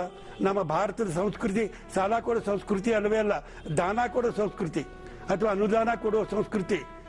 ಅಂತ ಒಂದು ಸಂಸ್ಕೃತಿ, ಸಾಲ ಕೊಡೋ ವಿಚಾರನೇ ಇಲ್ಲ. ನೀವು 16 ಥರದ ಸಾಲ ಕೊಟ್ಟುಬಿಟ್ಟು ಅವನ ಸಾಲ ತೀರಿಸೋ ಬಗೆಯನ್ನ ಹೇಳಿದ್ರೆ ಕೊಟ್ಬಿಟ್ರೆ ಅವನ ಆತ್ಮಹತ್ಯೆ ಮಾಡ್ಕೊಳ್ತಾನೆ. ಇವತ್ತು ಮೊದಲು ರೈತ ತನಗೆ ಬೇಕಾಗಿರುವಂತ ಬೀಜಗಳನ್ನ ಅವನೇ ಸಂಗ್ರಹ ಮಾಡ್ಕೊಳ್ತಾ ಇದ್ದ, ಒಳ್ಳೆ ಒಳ್ಳೆ ಬೀಜಗಳು ಇಟ್ಕೊಳ್ತಾ ಇದ್ದ. ಈಗ ನೀವು ಕೃತಕ ಬೀಜಗಳನ್ನ ಕೊಡ್ತಾ ಇದ್ದೀರಿ, ಅದರಿಂದ ಬೆಲೆ ನಷ್ಟವಾಗುತ್ತೆ, ಅದರಿಂದ ಅನೇಕ ಪ್ರಕಾರದ ತೊಂದರೆಗೆ ಒಳಗಾಗ್ತಾನೆ. ಅದಕ್ಕಾಗಿ ಅವನು ಸಾಲ ಮಾಡಬೇಕಾಗತ್ತೆ. ಈ ರೀತಿಯಾಗಿ ನೀವು ಯಾವ್ಯಾವುದನ್ನ ಅವನಿಗೆ ಸಹಾಯ ಅಂತ ಕೊಡ್ತಾ ಇದ್ದೀರೋ ಅದೇ ಆತ್ಮಹತ್ಯೆಗೆ ಕಾರಣವಾಗ್ತಾ ಇದೆ. ಅವನಿಗೆ ಸರಿಯಾದ ಮಾರ್ಗದರ್ಶನ ಸಿಗ್ತಾ ಇಲ್ಲ. ಆ ಮಾರ್ಗದರ್ಶನ ಮತ್ತು ಅವನಿಗೆ ಒಂದು ಸಹಾಯ ಎಲ್ಲಿಂದ ಬರಬೇಕು? ಅವನು ಇರುವಂತ ಗ್ರಾಮದಿಂದಲೇ ಬರಬೇಕು. ಅಂತ ಒಂದು ವ್ಯವಸ್ಥೆಯನ್ನ ಮಾಡುವಂತ ಕೆಲಸವನ್ನ ಎಲ್ಲ ರಾಜಕೀಯ ಪಕ್ಷಗಳು, ಎಲ್ಲ ನಾಯಕರು ಮಾಡಬೇಕು. ಜೊತೆಗೆ ಪ್ರತಿಯೊಂದು ಗ್ರಾಮದಲ್ಲಿ ಗ್ರಾಮೋದ್ಯೋಗಗಳು ಬೇಕು. ಈಗ ಕೃಷಿ ಒಂದೇ ಅವಲಂಬಿಸಿಕೊಂಡಿರ್ತೇವೆ. ಈಗ ಕಬ್ಬಿನ ಗದ್ದೆಗೆ ಬೆಂಕಿ ಬೀಳ್ತದೆ ಅಥವಾ ಒಣಗಿ ಹೋಗ್ತದೆ, ಅವಾಗ ರೈತ ಕಂಗಾಲಾಗುತ್ತಾನೆ. ಅವನಿಗೆ ಯಾವ್ದಾದ್ರು ಉದ್ಯೋಗ ಇದ್ದರೆ ಆ ಉದ್ಯೋಗದಿಂದ ಸ್ವಲ್ಪ ಸಂಪಾದನೆ ಮಾಡಿ ಅವನು ಜೀವನ ಮಾಡ್ಕೊಳ್ಬಹುದಲ್ಲ. ಆ ಉದ್ಯೋಗ ದೊಡ್ಡದಾಗಿ ಇರಬೇಕು ಅಂತಲ್ಲ, ಗಂಜಿ ಕೊಡುವಷ್ಟರ ಮಟ್ಟಿಗಾದರೂ ಅವ್ನಿಗೆ ಉದ್ಯೋಗ ಗೊತ್ತಿದ್ದರೆ ಆಗ್ತಿತ್ತು. ಅದೇ ದೃಷ್ಟಿಯಿಂದಲೇ ಗಾಂಧೀಜಿಯವರು ಖಾದಿ ಗ್ರಾಮೋದ್ಯೋಗಗಳನ್ನೆಲ್ಲ ಪ್ರಚಾರ ಮಾಡಿದ್ದು. ಆದರೆ ಇವತ್ತೇನಾಗಿದೆ, ಯಾವ ಗ್ರಾಮದಲ್ಲಿಯೂ ಕೂಡ ಉದ್ಯೋಗ ಇಲ್ಲವೇ ಇಲ್ಲ. ಆದರೆ ರೈತನಿಗೆ ಬರೀ ಅನ್ನ ಬೇಕಾಗಿಲ್ಲ, ಅವನಿಗೆ ಬಟ್ಟೆ ಬೇಕು, ಅವನಿಗೆ ಉಪಕರಣಗಳು ಬೇಕು, ಮಡಿಕೆಗಳು ಬೇಕು, ಸೋಪ್ ಬೇಕು, ಎಣ್ಣೆ ಬೇಕು, ಇನ್ನು ಅನೇಕ ಪದಾರ್ಥಗಳು ಬೇಕು. ಆ ಒಂದು ಪದಾರ್ಥ ಗ್ರಾಮದಲ್ಲಿ ತಯಾರಾಗೋದೇನೇ ಇಲ್ಲ, ಅದನ್ನೆಲ್ಲ ಹೊರಗಡೆ ತಗೊಂಡ್ಬರ್ತಾನೆ. ಅವನಿಗೆ ಬೇಕಾಗೋ ಪದಾರ್ಥಗಳೆಲ್ಲ ಗ್ರಾಮದಲ್ಲಿ ನಿರ್ಮಾಣವಾದರೆ ಗ್ರಾಮದಲ್ಲಿ ಎಂಥ ಸ್ವಾವಲಂಬನೆ ಆಗುತ್ತೆ, ಗ್ರಾಮದ ಯುವಕರಿಗೆ ಎಷ್ಟು ಉದ್ಯೋಗ ಸಿಗ್ತದೆ, ಅವರಿಗೆ ಕೌಶಲ್ಯ ಉಂಟಾಗುತ್ತೆ, ಗ್ರಾಮದ ಹಣ ಗ್ರಾಮದಲ್ಲೇ ಉಳಿತದೆ. ಅದು ಲೆಕ್ಕ ಹಾಕಬೇಕು. ನಾವು ಎಲ್ಲ ಬಟ್ಟೆ ತಯಾರು ಮಾಡುವಂಥ ಖಾದಿ ಮೂಲಕ ತಮ್ಮ ಬಟ್ಟೆ ತಯಾರು ಮಾಡುವಂಥ ಗ್ರಾಮದವರು ಮಾಡಿದರೆ ಎಷ್ಟು ಹಣ ಉಳಿತದೆ. ಆ ಹಣದಿಂದ ಗ್ರಾಮದ ಏಳಿಗೆ ಆಗು ಸಾಧ್ಯ ಆಗಿದೆ. ಆದ್ದರಿಂದ ರೈತರ ಆತ್ಮಹತ್ಯೆಗೆ ನಾವು ಬಹಳ ಭಿನ್ನವಾಗಿ ಯೋಚನೆ ಮಾಡಬೇಕು ಅಂತ ಅನಿಸುತ್ತೆ. ಗುರುಗಳೇ, ರೈತರ ಬಗ್ಗೆ ಮಾತನಾಡಿದ್ರಿ, ರೈತರ ಆತ್ಮಹತ್ಯೆ ಬಗ್ಗೆ ತಮ್ಮ ವಿಷಾದದ ಮಾತುಗಳನ್ನ ಆಡಿದ್ರಿ. ಬಹಳ ಮುಖ್ಯವಾಗಿ ಯುವಕರು ದೇಶದ ಭವಿಷ್ಯದ ಪ್ರಜೆಗಳು ಅಂತ ಹೇಳ್ತೀವಿ ನಾವು. ಅಂತಹ ಯುವಕರು ಇಂದು ಹಲವಾರು ದುಶ್ಚಟಗಳಿಗೆ ಬಲಿಯಾಗಿ ತಮ್ಮ ಬದುಕನ್ನು ಹಾಳು ಮಾಡಿಕೊಳ್ತಿದ್ದಾರೆ. ಕುಮಾರಸ್ವಾಮಿ ಅವರು ಅಧಿಕಾರದಲ್ಲಿದ್ದಾಗ ಸರಾಯಿಯನ್ನು ನಿಷೇಧಿಸುವಂತ ನಿರ್ಧಾರ ತೆಗೆದುಕೊಂಡರು. ಕೇವಲ ಸರಾಯಿ ನಿಷೇಧಿಸುವಂತ ಕೆಲಸ ಆಯಿತು ಹೊರತಾಗಿ ಬೇರೆ ಯಾವುದೇ ವಿಚಾರ ಅದು ಅನುಷ್ಠಾನಕ್ಕೆ ಬರಲಿಲ್ಲ. ಇವತ್ತು ಈ ತರದ ದುಶ್ಚಟಗಳಿಗೆ ಬಲಿಯಾಗುವ ಯುವ ಸಮೂಹಕ್ಕೆ ನಿಮ್ಮ ಕಿವಿ ಮಾತೇನು? ಕಿವಿ ಮಾತು ಹೇಳೋದು ಬಹಳ ಕಷ್ಟವಾಗುತ್ತೆ. ಏಕೆಂದರೆ ಯಾವ ವ್ಯಸನವನ್ನ ಪ್ರಚಾರ ಮಾಡಬಾರ್ದು ಅದೇ ವ್ಯಸನವನ್ನ ಸರ್ಕಾರ ಮಾಡ್ತಾ ಇದೆ, ಪ್ರಭುತ್ವವೇ ಮಾಡ್ತಾ ಇದೆ. ಅಂತ ಪ್ರಭುತ್ವವೇ ವ್ಯಸನವನ್ನ ಪ್ರಚಾರ ಮಾಡ್ತಾ ಇರುವಂತ ಸಂದರ್ಭದಲ್ಲಿ ಯುವಕರಿಗೆ ಕಿವಿ ಮಾತು ಹೇಳೋದು ಬಹಳ ಕಷ್ಟವಾಗುತ್ತೆ. ಆದರೂ ಕೂಡ ಈ ವ್ಯಸನಗಳಿಂದ ನಮ್ಮ ದೇಶದ ಯುವಕರು ಮುಕ್ತರಾಗಬೇಕು ಅನ್ನೋದು ಬಹಳ ಅಗತ್ಯ.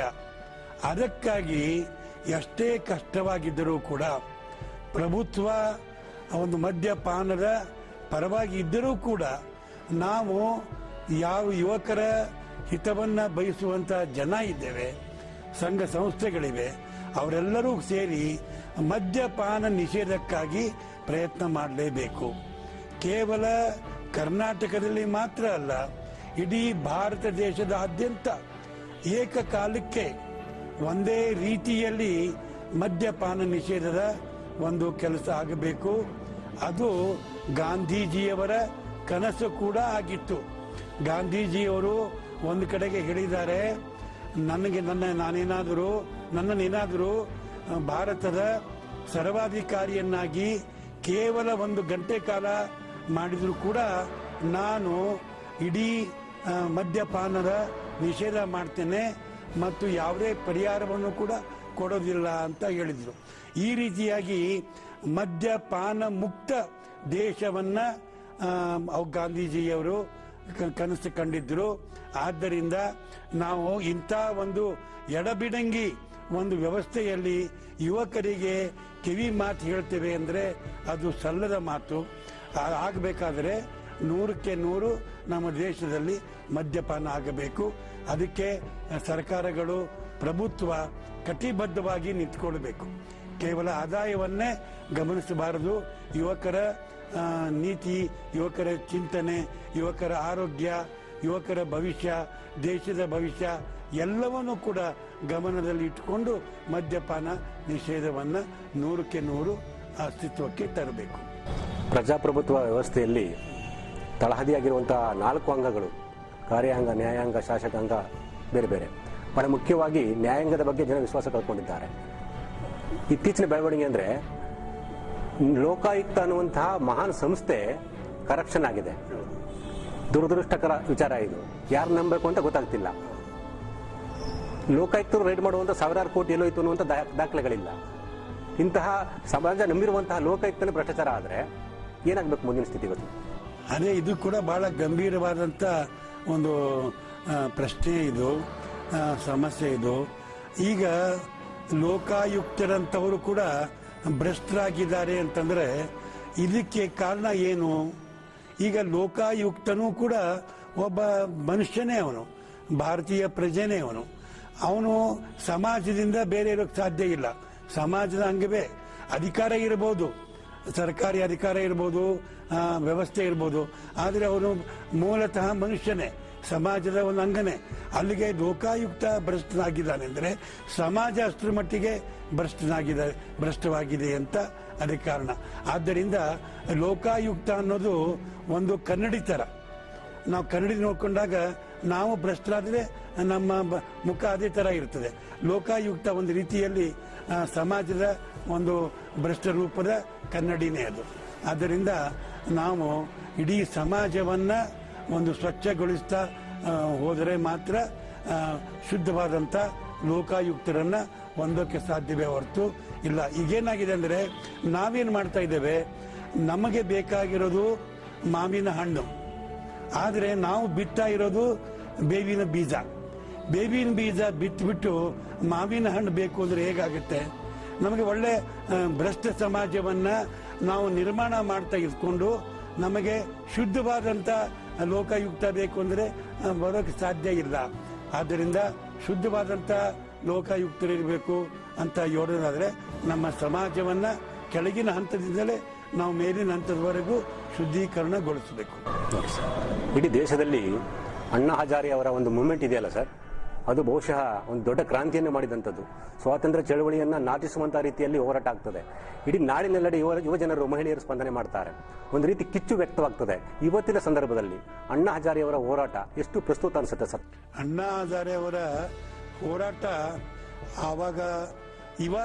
ಇವಾಗಲೂ ಇದೆ. ಅದು ಬಹಳ ಒಂದು ಅಂತರ ಪ್ರವಾಹವಾಗಿ ಹರಿತಾ ಇದೆ.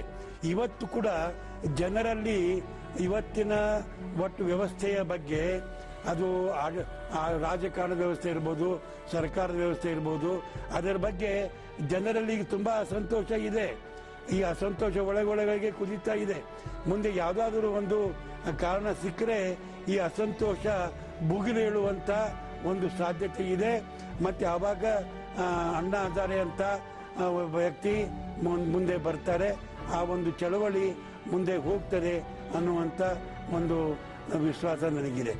ಸದ್ಯಕ್ಕೆ ಅದು ಶಾಂತವಾಗಿರ್ಬೋದು ಅಥವಾ ಕಣ್ಣಿಗೆ ಕಾಣದೆ ರೀತಿಯಲ್ಲಿ ಇರ್ಬೋದು, ಆದರೆ ಒಳಗೊಳಗೆ ಅದು ಅಂಶ ಇದೆ, ಅದು ಹೊರಗೆ ಬರ್ತದೆ. ನಿಮ್ಮ ಸಮಾಜಮುಖಿ ಕೆಲಸಕ್ಕೆ ಸಾಕಷ್ಟು ಅವಾರ್ಡ್ಗಳು ಬರಬೇಕಾಗಿತ್ತು. ರಾಜ್ಯೋತ್ಸವ ಪ್ರಶಸ್ತಿಯನ್ನು ನಿರಾಕರಣೆ ಮಾಡಿದವರು ನೀವು. ಆದರೂ ಕೂಡ ನಿಮ್ಮ ರಚನಾತ್ಮಕವಾದ ಕೆಲಸವನ್ನು ಗಮನಿಸಿ ಜಮನ್ ಲಾಲ್ ಅವಾರ್ಡ್ ಅನ್ನುವಂಥ ಅವಾರ್ಡ್ ಕೊಡ್ತಾರೆ. ಜಮನ್ ಲಾಲ್ ಅನ್ನುವರು ಗಾಂಧೀಜಿಯವರ ಪರಮ ಶಿಷ್ಯ. ಜಮನ್ ಲಾಲ್ ಅವಾರ್ಡ್ ರಾಷ್ಟ್ರ ಮಟ್ಟದ ಪ್ರಶಸ್ತಿ.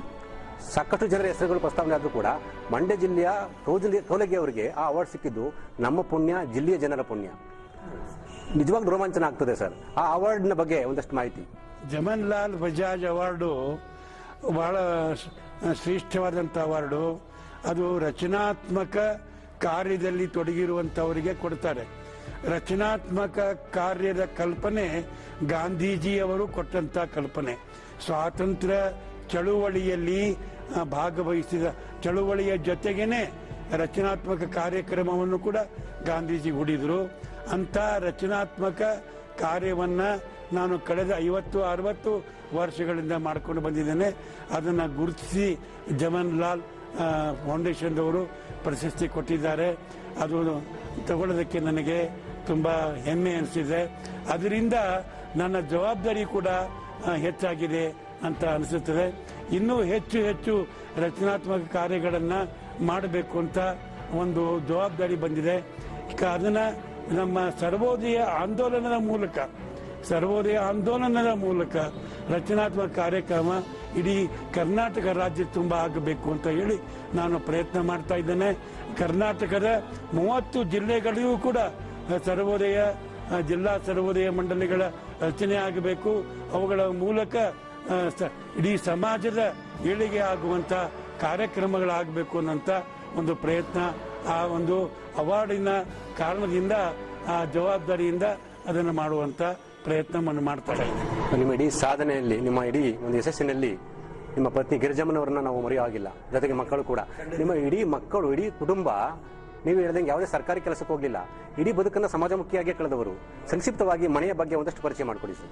ನನಗೆ 5 ಜನ. ನನ್ನ ಹೆಂಡತಿ ನನ್ನ ಜೊತೆಗೆ ಯಾವಾಗಲೂ ಇದ್ದಾಳೆ, ಇವಾಗಲೂ ಇದ್ದಾಳೆ. ನನ್ನ ಹೆಂಡತಿ ಗಿರಿಜಮ್ಮ ಅವರ ಒಂದು ಸಹಕಾರ ಇಲ್ಲದೆ ಹೋಗಿದ್ರೆ, ಅವ್ರ ಸಹಾಯ ಇಲ್ಲದೆ ಹೋಗಿದ್ರೆ ಅವರ ಮಾರ್ಗದರ್ಶನವೂ ಇಲ್ಲದೆ ಹೋಗಿದ್ರೆ ನಾನು ಎಡವಿದಂಥ ಸಮಯದಲ್ಲಿ ನನ್ನ ಎಚ್ಚರಿಸಿದ್ದು ಉಂಟು. ನಿಜವಾಗಿಯೂ ಸಹಧರ್ಮಿಣಿಯಾಗಿ ಕೆಲಸವನ್ನು ಮಾಡಿದ್ರಿಂದ ನಾನು ಮಾಡೋಕ್ಕೆ ಸಾಧ್ಯವಾಗಿದೆ. ಒಂದು ಒಳ್ಳೆಯ ಪತ್ನಿ ಸಿಕ್ಕಿದ್ದರಿಂದ ಒಳ್ಳೆಯ ಮಕ್ಕಳು ಹುಟ್ಟಿದ್ದಾರೆ ನನಗೆ. ಅವರು ಕೂಡ ಈ ಒಂದು ಉದ್ದೇಶಕ್ಕೋಸ್ಕರನ ಕೆಲಸ ಮಾಡ್ತಾ ಇದ್ದಾರೆ. ನನ್ನ ಮೊಮ್ಮಕ್ಕಳು ಕೂಡ ಇದೇ ಒಂದು ವಿಚಾರವನ್ನು ಇಟ್ಕೊಂಡು ಬೆಳೀತಾ ಇದ್ದಾರೆ. ಇದಕ್ಕೆ ಮುಖ್ಯ ಕಾರಣ ಏನು ಅಂತಂದರೆ, ಮಕ್ಕಳು ಹುಟ್ಟಿದಾಗ ಮತ್ತು ಮೊಮ್ಮಕ್ಕಳು ಹುಟ್ಟಿದಾಗಲೇ ಈ ಜನಪದ ಸೇವಾ ಟ್ರಸ್ಟ್ ಸ್ಥಾಪನೆಯಾಗಿ ಈ ಸಂಸ್ಥೆಯ ಮೂಲಕ ಬೇಕಾದಷ್ಟು ಕೆಲಸ ಕಾರ್ಯಗಳು ನಡೀತಾ ಇದ್ದುದನ್ನು ಅವರು ಬಾಲ್ಯದಿಂದಲೇ ನೋಡ್ಕೊಂಡು ಬಂದಿದ್ದಾರೆ. ನಮ್ಮ ಜನಪದ ಸೇವಾ ಟ್ರಸ್ಟಿಗೆ ಅನೇಕ ಮಹನೀಯರು ಬರೋದು, ಸಭೆಗಳಾಗೋದು, ಸಮ್ಮೇಳನಗಳಾಗೋದು, ಇದೆಲ್ಲ ನೋಡಿ ಅವರಿಗೆ ಇದೇ ಒಂದು ಜೀವನ ಶಿಕ್ಷಣ ಆಗಿಬಿಟ್ಟು ಅವರು ಈ ಕೆಲಸಕ್ಕೆ ಬಹಳ ಸಹಜವಾಗಿ ಬಂದಿದ್ದಾರೆ. ಹೇಗೆ ಮೀನು ಸಹಜವಾಗಿ ನೀರಿಗೆ ಸೇರಿಕೊಳ್ತದೆ, ಹಾಗೆ ಅದೇ ರೀತಿಯಾಗಿ ಅವರು ಸಹಜವಾಗಿ ಈ ಸಮಾಜ ಸೇವಾ ಕೆಲಸಕ್ಕೆ ಬಂದಿದ್ದಾರೆ. ಕಾರ್ಯಕ್ರಮದ ಕೊನೆಯದಾಗಿ 68ನೇ ಸ್ವಾತಂತ್ರ್ಯೋತ್ಸವ ಸಂದರ್ಭದಲ್ಲಿ ನಮ್ಮ ಜೊತೆ ಕುಳಿತಿದ್ದೀರಿ. ನಾಡಿನ ಜನತೆಗೆ, ಜಿಲ್ಲೆಯ ಜನತೆಗೆ, ಯುವ ಜನತೆಗೆ ಕೊನೆಯದಾಗಿ ನಿಮ್ಮ ಕಿವಿ ಮಾತುಗಳೇನು? ನಾಡಿನ ಸ್ವಾತಂತ್ರ್ಯೋತ್ಸವ ಸಂದರ್ಭದಲ್ಲಿ ಏನು ಹೇಳೋದು ಅಂತಂದರೆ, ಇಷ್ಟು ವರ್ಷದ ಸ್ವಾತಂತ್ರ್ಯದ ನಂತರ ನಾವು ನಿಜವಾಗಿಯೂ ನಮ್ಮಲ್ಲಿ ಏನಾದರೂ ಜೀವನದಲ್ಲಿ ಸುಧಾರಣೆ ಆಗಿದೆಯೇ, ನಮ್ಮ ಜೀವನವನ್ನು ಸುಧಾರಣೆ ಮಾಡಿಕೊಂಡಿದ್ದೇವೆಯೇ ಅನ್ನುವಂಥ ವಿಚಾರದಲ್ಲಿ ಒಂದು ಆತ್ಮ ಪರೀಕ್ಷೆಯನ್ನು ಮಾಡಿಕೊಳ್ಬೇಕು. ಆಗಸ್ಟ್ 15 ಕೇವಲ ದೇಶದ ಸ್ವಾತಂತ್ರ್ಯೋತ್ಸವವನ್ನು ಆಚರಿಸೋದು ಅಷ್ಟೇ ಅಲ್ಲ, ಪ್ರತಿಯೊಬ್ಬ ಪ್ರಜೆಯು, ಪ್ರತಿಯೊಬ್ಬ ನಾಗರಿಕನೂ ಕೂಡ ನಮ್ಮ ದೇಶದ ಪ್ರಜಾಪ್ರಭುತ್ವದ ಆಶಯಕ್ಕೆ ಅನುಗುಣವಾಗಿ ನಮ್ಮ ಜೀವನವನ್ನು ನಾವು ರೂಪಿಸಿಕೊಂಡಿದ್ದೇವೆಯೇ, ನಮ್ಮ ಮನೋಭಾವವನ್ನು ಆ ರೀತಿಯಾಗಿ ನಾವು ಬೆಳೆಸಿಕೊಂಡಿದ್ದೇವೆಯೇ, ನಮ್ಮ ವ್ಯವಹಾರಗಳನ್ನು ಅದಕ್ಕೆ ತಕ್ಕಾಗಿ ನಾವು ಮಾಡಿಕೊಂಡಿದ್ದೇವೆಯೇ, ನಿಜವಾಗಿಯೂ ಕೂಡ ನಮ್ಮ ದೇಶದಲ್ಲಿ ಪ್ರಜಾಪ್ರಭುತ್ವ ಗಟ್ಟಿಯಾಗಿ ನೆಲೆಗುರಿಯುವ ಹಾಗೆ ನಾವು ಮಾಡಿದ್ದೇವೆಯೇ ಅನ್ನೋದನ್ನು ಯೋಚನೆ ಮಾಡುವಂಥ ಒಂದು ಸಂದರ್ಭ. ಆ ನಿಟ್ಟಿನತ್ತ ಯೋಚನೆ ಮಾಡಬೇಕು. ನಮ್ಮ ದೇಶದ ಪ್ರಜಾಪ್ರಭುತ್ವ ಇಡೀ ಪ್ರಪಂಚಕ್ಕೇ ಮಾದರಿಯಾಗಬೇಕು.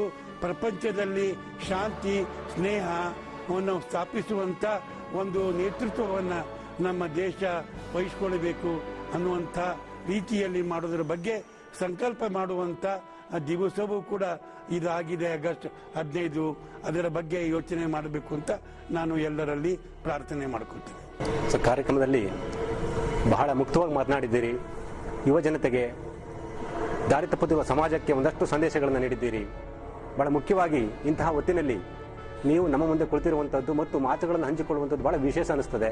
ವಾಹಿನಿಯ ಈ ಕಾರ್ಯಕ್ರಮಕ್ಕೆ ಅತ್ಯಂತ ಪ್ರೀತಿಯಿಂದ ಒಪ್ಪಿಕೊಂಡು ಬಂದಿದ್ದಕ್ಕೆ, ಮುಕ್ತವಾಗಿ ಮಾತನಾಡಿದ್ದಕ್ಕೆ, ಜಾಗೃತಿಯ ಸಂದೇಶಗಳನ್ನು ನೀಡಿದ್ದಕ್ಕೆ 10 TVಯ ಸಮಸ್ತ ವಾಹಿನಿ ಪರವಾಗಿ, ಜಿಲ್ಲೆಯ ಜನತೆ ಪರವಾಗಿ, ಸ್ವಾತಂತ್ರ್ಯ ಅಭಿಮಾನಿಗಳ ಪರವಾಗಿ ನಿಮಗೆ ಅತ್ಯಂತ ಪ್ರೀತಿಪೂರ್ವಕವಾಗಿ ವಂದನೆಗಳನ್ನು ಸಲ್ಲಿಸ್ತೇನೆ. ನಿಮಗೂ ಕೂಡ ವಂದನೆಗಳು. ಪ್ರಿಯ ವೀಕ್ಷಕರೇ, ಕೌಜಲಗಿ ಅವರ ಜೊತೆಗಿನ ಮಾತುಕತೆ ನಿಮಗೆ ಇಷ್ಟವಾಗಿದೆ ಅಂತ ಭಾವಿಸ್ತೇವೆ. ಮುಂದಿನ ವಾರ ಮತ್ತೊಂದು ಸಾಧಕರೊಂದಿಗೆ, ವಿಶೇಷ ಅತಿಥಿಯೊಂದಿಗೆ ನಿಮ್ಮನ್ನು ಭೇಟಿ ಮಾಡ್ತೇವೆ. ಮತ್ತೊಮ್ಮೆ ವಿಶೇಷವಾಗಿ 10 TVಯ ಸಮಸ್ತ ವೀಕ್ಷಕರಿಗೆ 68ನೇ ಸ್ವಾತಂತ್ರ್ಯೋತ್ಸವದ ಶುಭ ಸಂದೇಶಗಳನ್ನು ತಿಳಿಸ್ತಾ ಈ ಸಂಚಿಕೆಯನ್ನು ಇಲ್ಲಿಗೆ ಮುಕ್ತಾಯ ಮಾಡ್ತೇವೆ. ಮುಂದಿನ ವಾರ ಭೇಟಿಯಾಗೋಣ. 10 TV ಇದು ಬದಲಾವಣೆಯ ಬೆಳಕು. ನಮಸ್ಕಾರ.